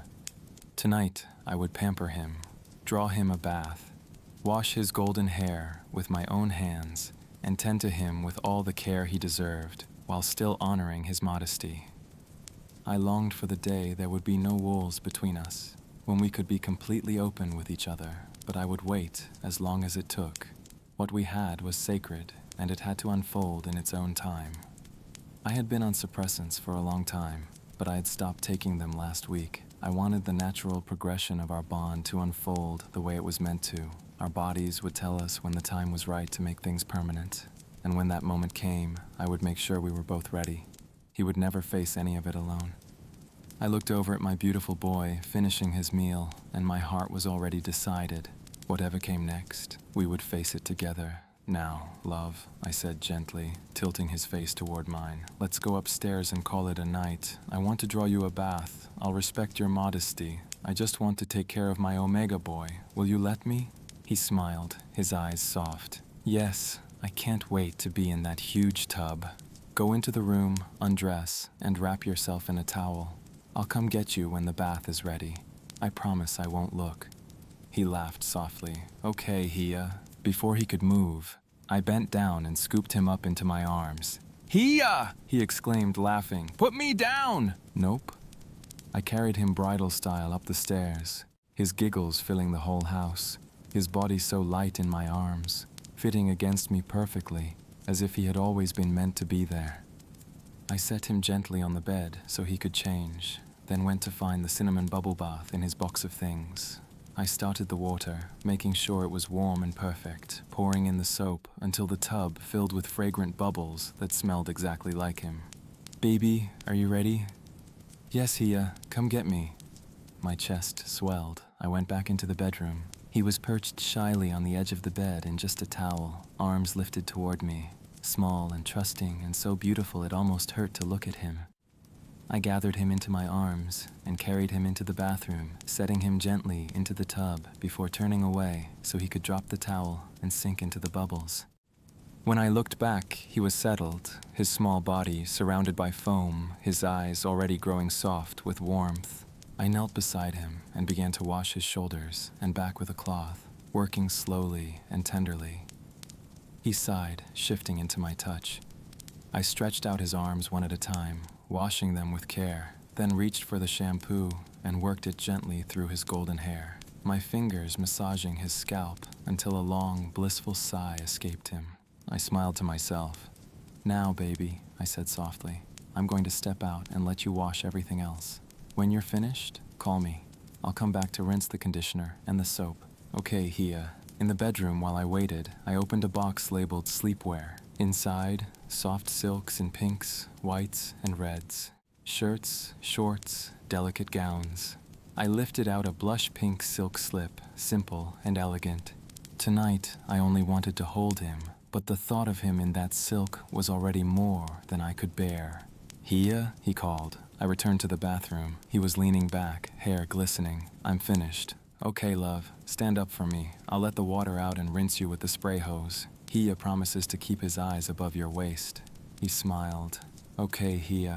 My beautiful boy rose, small and perfect, his skin flawless, even beneath the veil of bubbles. I kept my word, my gaze steady, rinsing his hair until it shone gold and clean, then rinsing the rest of the suds away. He watched me quietly the whole time, his smile soft and trusting. When I was done, I wrapped a towel snugly around him, lifted him from the tub, and set him at the vanity. I combed his damp hair until it lay smooth and shining, then blow-dried it gently, watching his eyes drift closed in pure contentment. When his hair was dry, I picked him up once more. He clung to my neck, looking at me with a softness that nearly undid me. In the bedroom, I set him on the bed and held out the gown. Hia chose this beautiful one for you. Wear it for me, baby. I'll take a quick shower and join you. Okay, he whispered. I kissed his forehead lightly, grabbed a pair of shorts, and went to shower, my heart already racing at the thought of holding him through the night. As Hia shut the bathroom door, I fell back on the bed and smiled up at the ceiling. He had washed my hair with his own hands, carried me like I weighed nothing, tended to me with more patience and care than I had ever known, other than my mama when I was very small. I was truly blessed. My heart beat faster, the truth pressing at me from inside. I think I love him. I sat up, shaking my head softly at myself, and reached for the lotion, smoothing it over my skin slowly, savoring the warmth. Then I slipped the pink silk gown over my head and felt the fabric kiss my skin, cool and smooth, like liquid light. I shivered at the sensation, running my hands down the fabric. Out of everything I had ordered, this gown had been one of my favorites on the website, and somehow, Hia had chosen it for me. More than anything, I just wanted to be in his arms all night, wrapped in his warmth, surrounded by his scent, safe and loved. I stepped out of the bathroom and stopped dead. He was sitting in the middle of the bed, the blush pink silk spilling over his thighs like a whisper of light, his golden hair soft and shining, his eyes shy but bright, hands nervously smoothing the fabric. For a moment, everything inside me went completely quiet. All I could do was stare. Baby. My voice came out lower than I meant. You look breathtaking. He lifted his head, cheeks flushing pink. Yeah, do you like it? I crossed the room without thinking, drawn to him like gravity. I sat on the edge of the bed and stood him up in front of me, letting my fingers drift over the silk at his shoulder, cool and soft beneath my hand, nothing compared to the warmth of him underneath it. Hia loves it, baby, I murmured, so soft, so perfect, just like you. He was so small, so delicate. I smoothed my hands over his waist. Both hands could fit around it entirely. Every part of him was beautiful.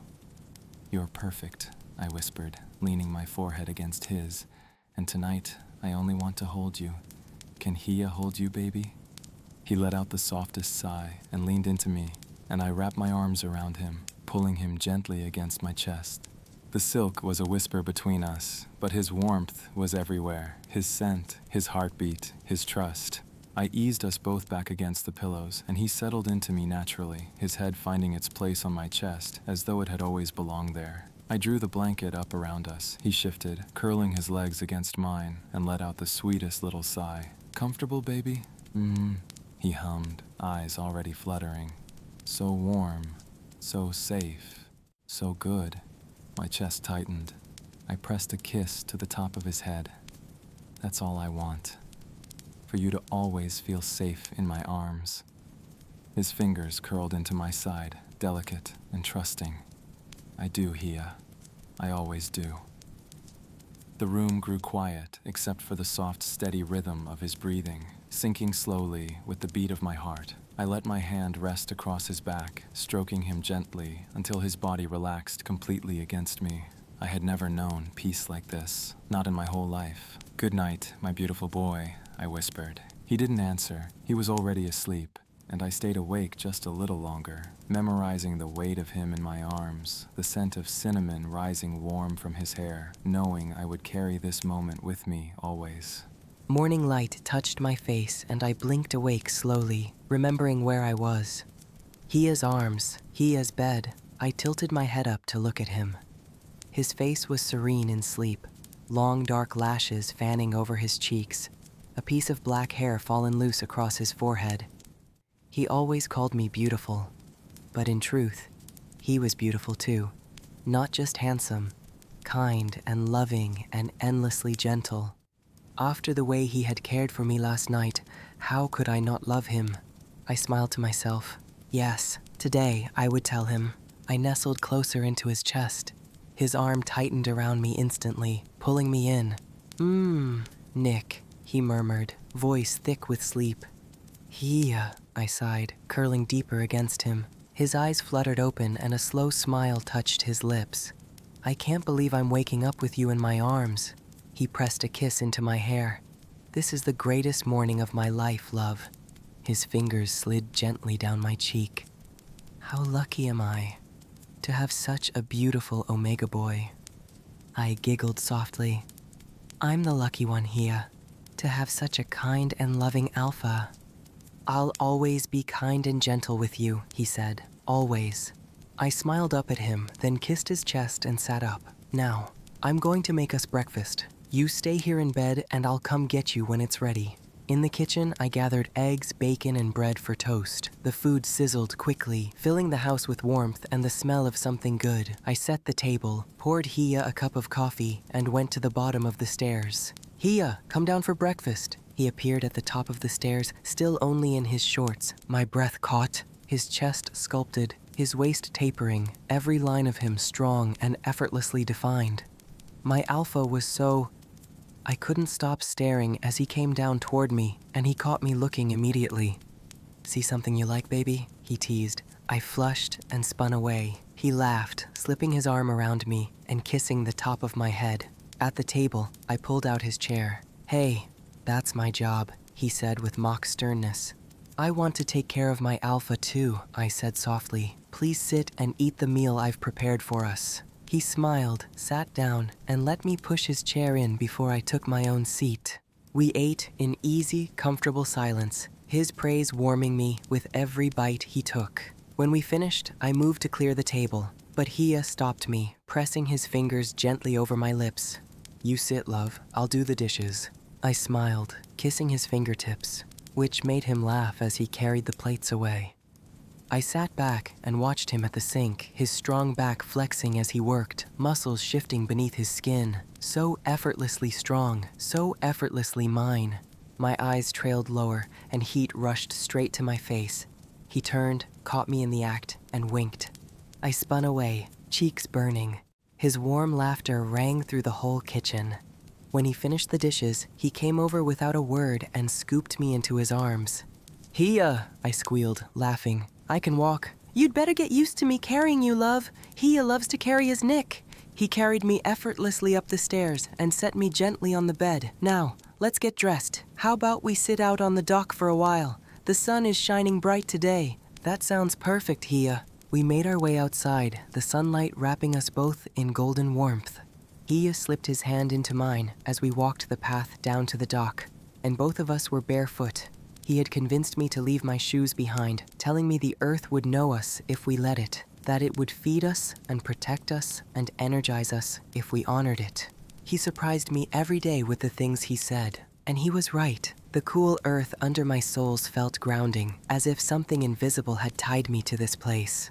The lake shimmered in the light, calm ripples spreading across its wide surface. Birds darted through the sky.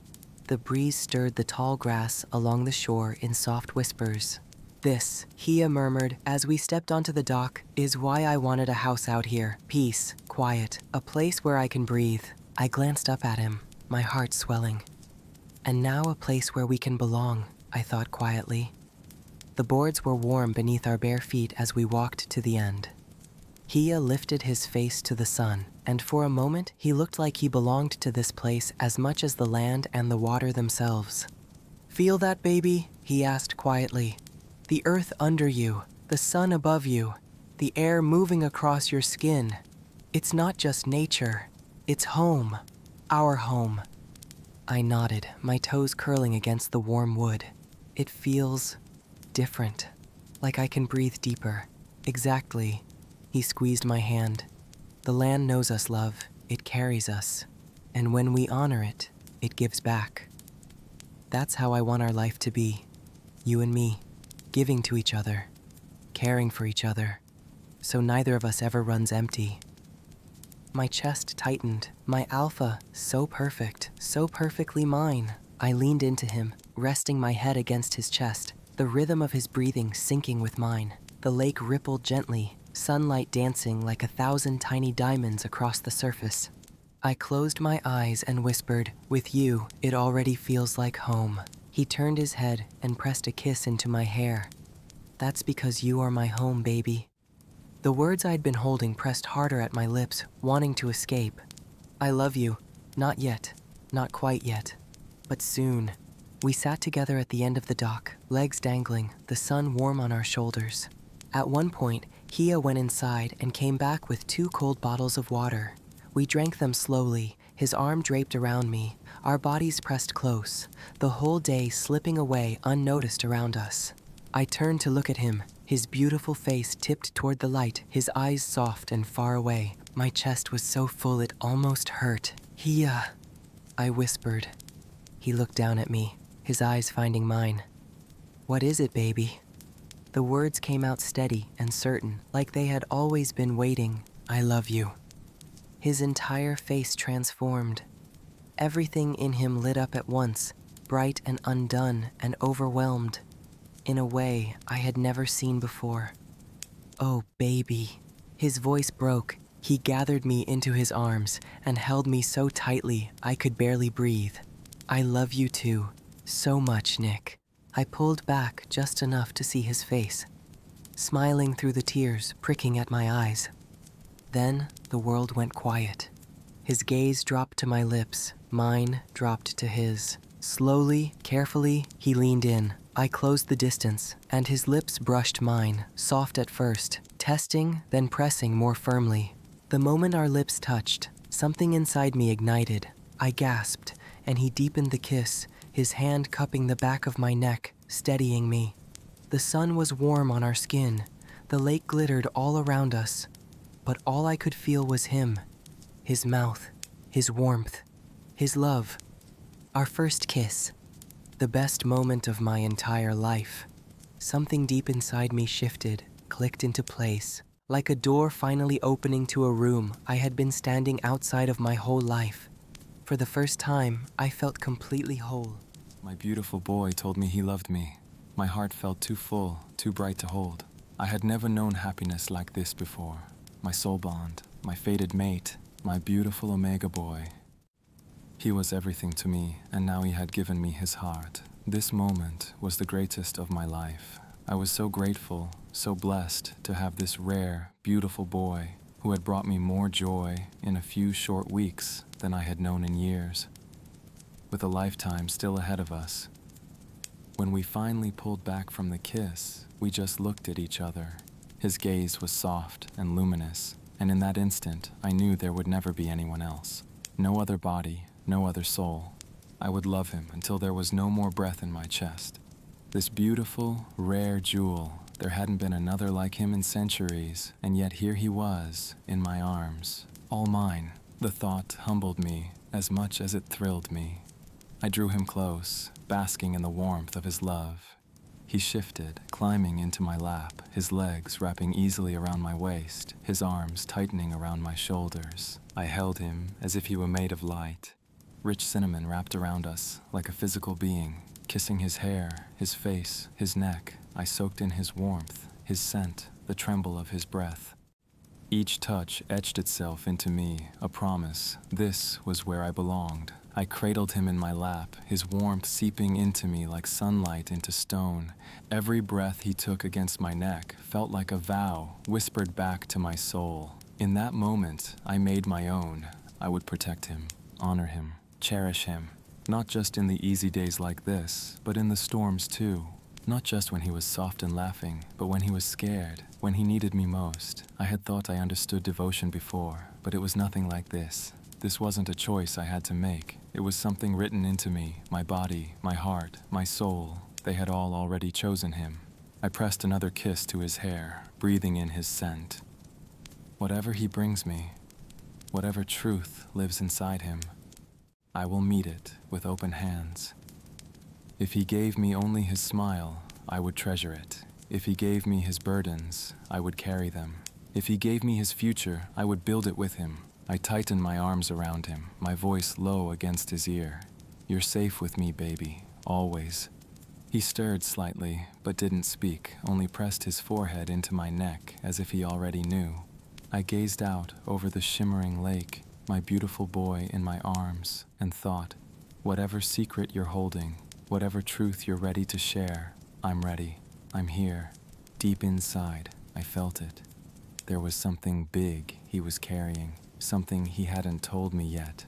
I didn't know what it was, but it didn't matter. Good or bad, light or heavy, we would face it together, always together, me and my Omega boy.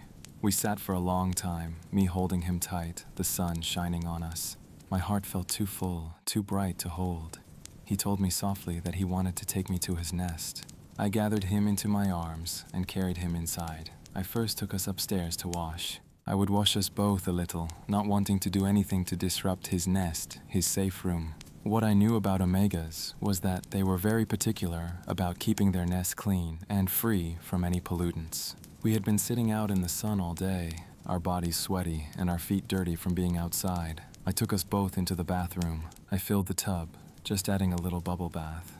I took both of our clothes off, both of us keeping our eyes on each other and not our bodies. I set us both in the water. He lay back in my arms.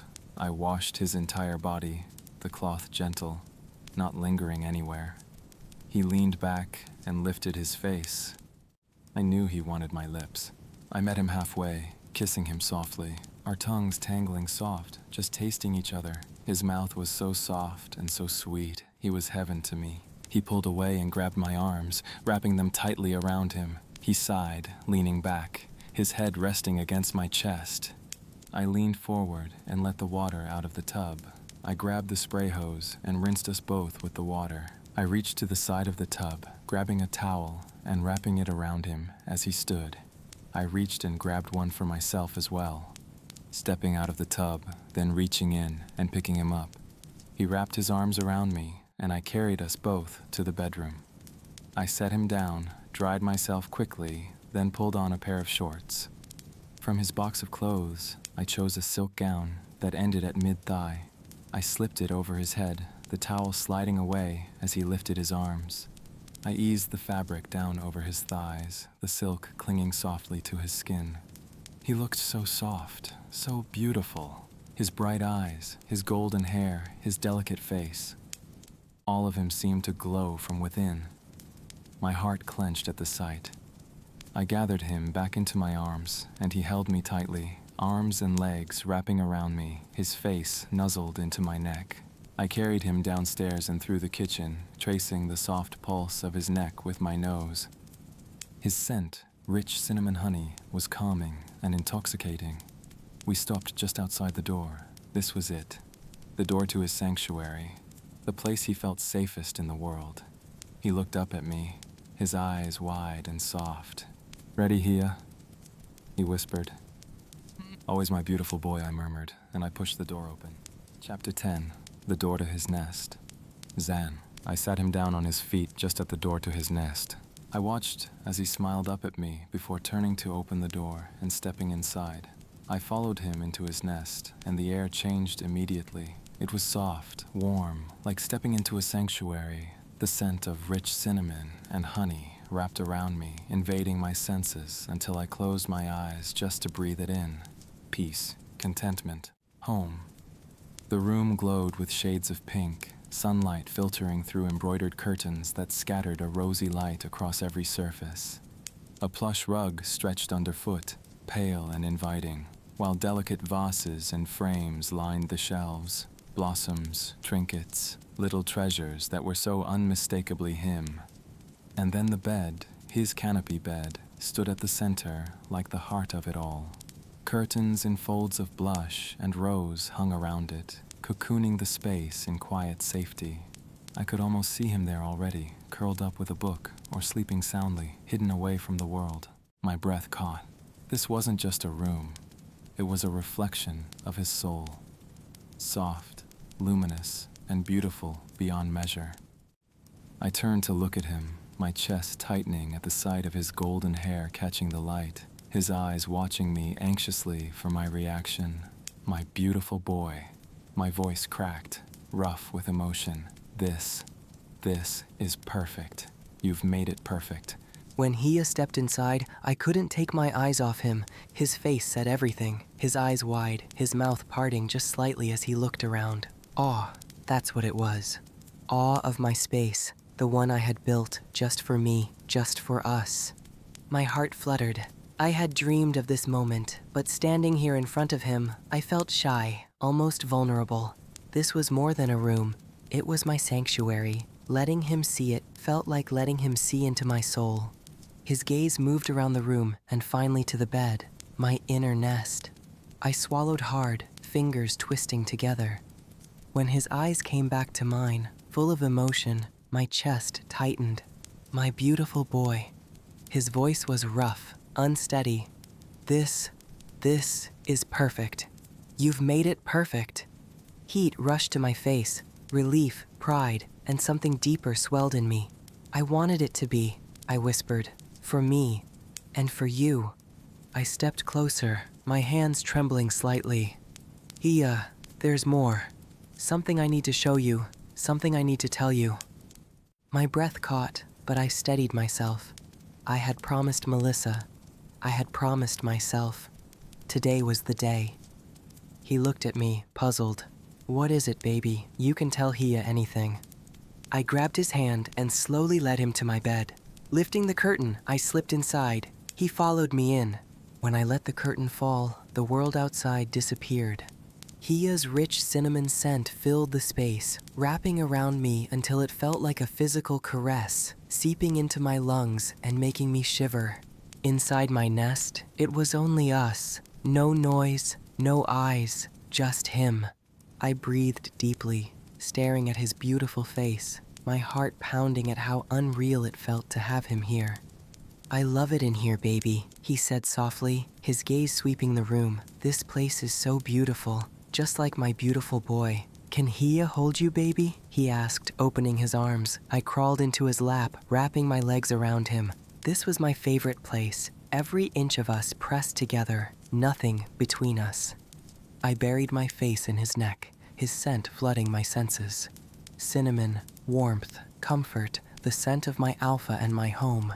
It wrapped around me like a physical caress, and I couldn't contain myself. My lips found his skin before I even realized it, tasting him, needing him. I sucked gently, unable to hold back, a primal urge to claim a piece of my Alpha overwhelming me. He tilted his head, granting me more access. A deep, guttural moan escaped his throat, the sound vibrating against my lips and shooting straight through me. His hand slid into my hair, firm and possessive, anchoring me to him as though he never wanted me to stop. His breath turned ragged, another soft moan breaking free. The sound made my chest ache with love, with want, with everything I couldn't keep inside anymore. I pulled back, breathless, the scent of cinnamon and arousal thick between us. My gaze locked on his, the face I loved more than life itself. My voice trembled when I whispered, Hia.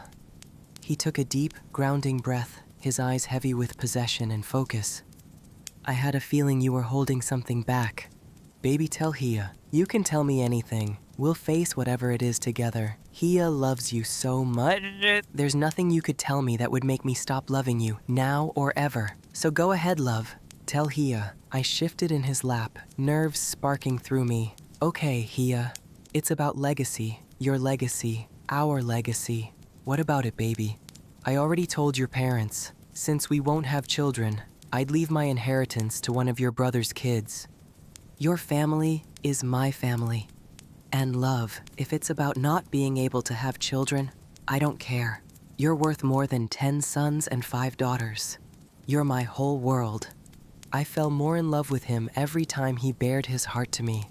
I was about to rock his world. Taking another breath, I began. I made myself comfortable on his lap. I took a deep breath. Hia, I am a rare boy, Omega. There hasn't been one like me in centuries. You know that.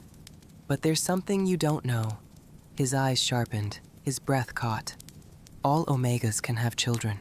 Whether they're girls or rare boys like me, we can have children. I touched his cheek, my voice trembling. Hia, I can bear children. I can have your child. For a long heartbeat, he just stared. His mouth opened, but no sound came. His hand slipped from my waist, shaking, before pressing flat against my stomach. Nick, his voice cracked, hoarse. We can have a baby? My baby? Our baby? I nodded, guiding his hand lower. Yes, Hia, our child. Your legacy will continue. With me. With us. His body trembled beneath mine. Then he crushed me into his chest, arms tight and desperate. His tears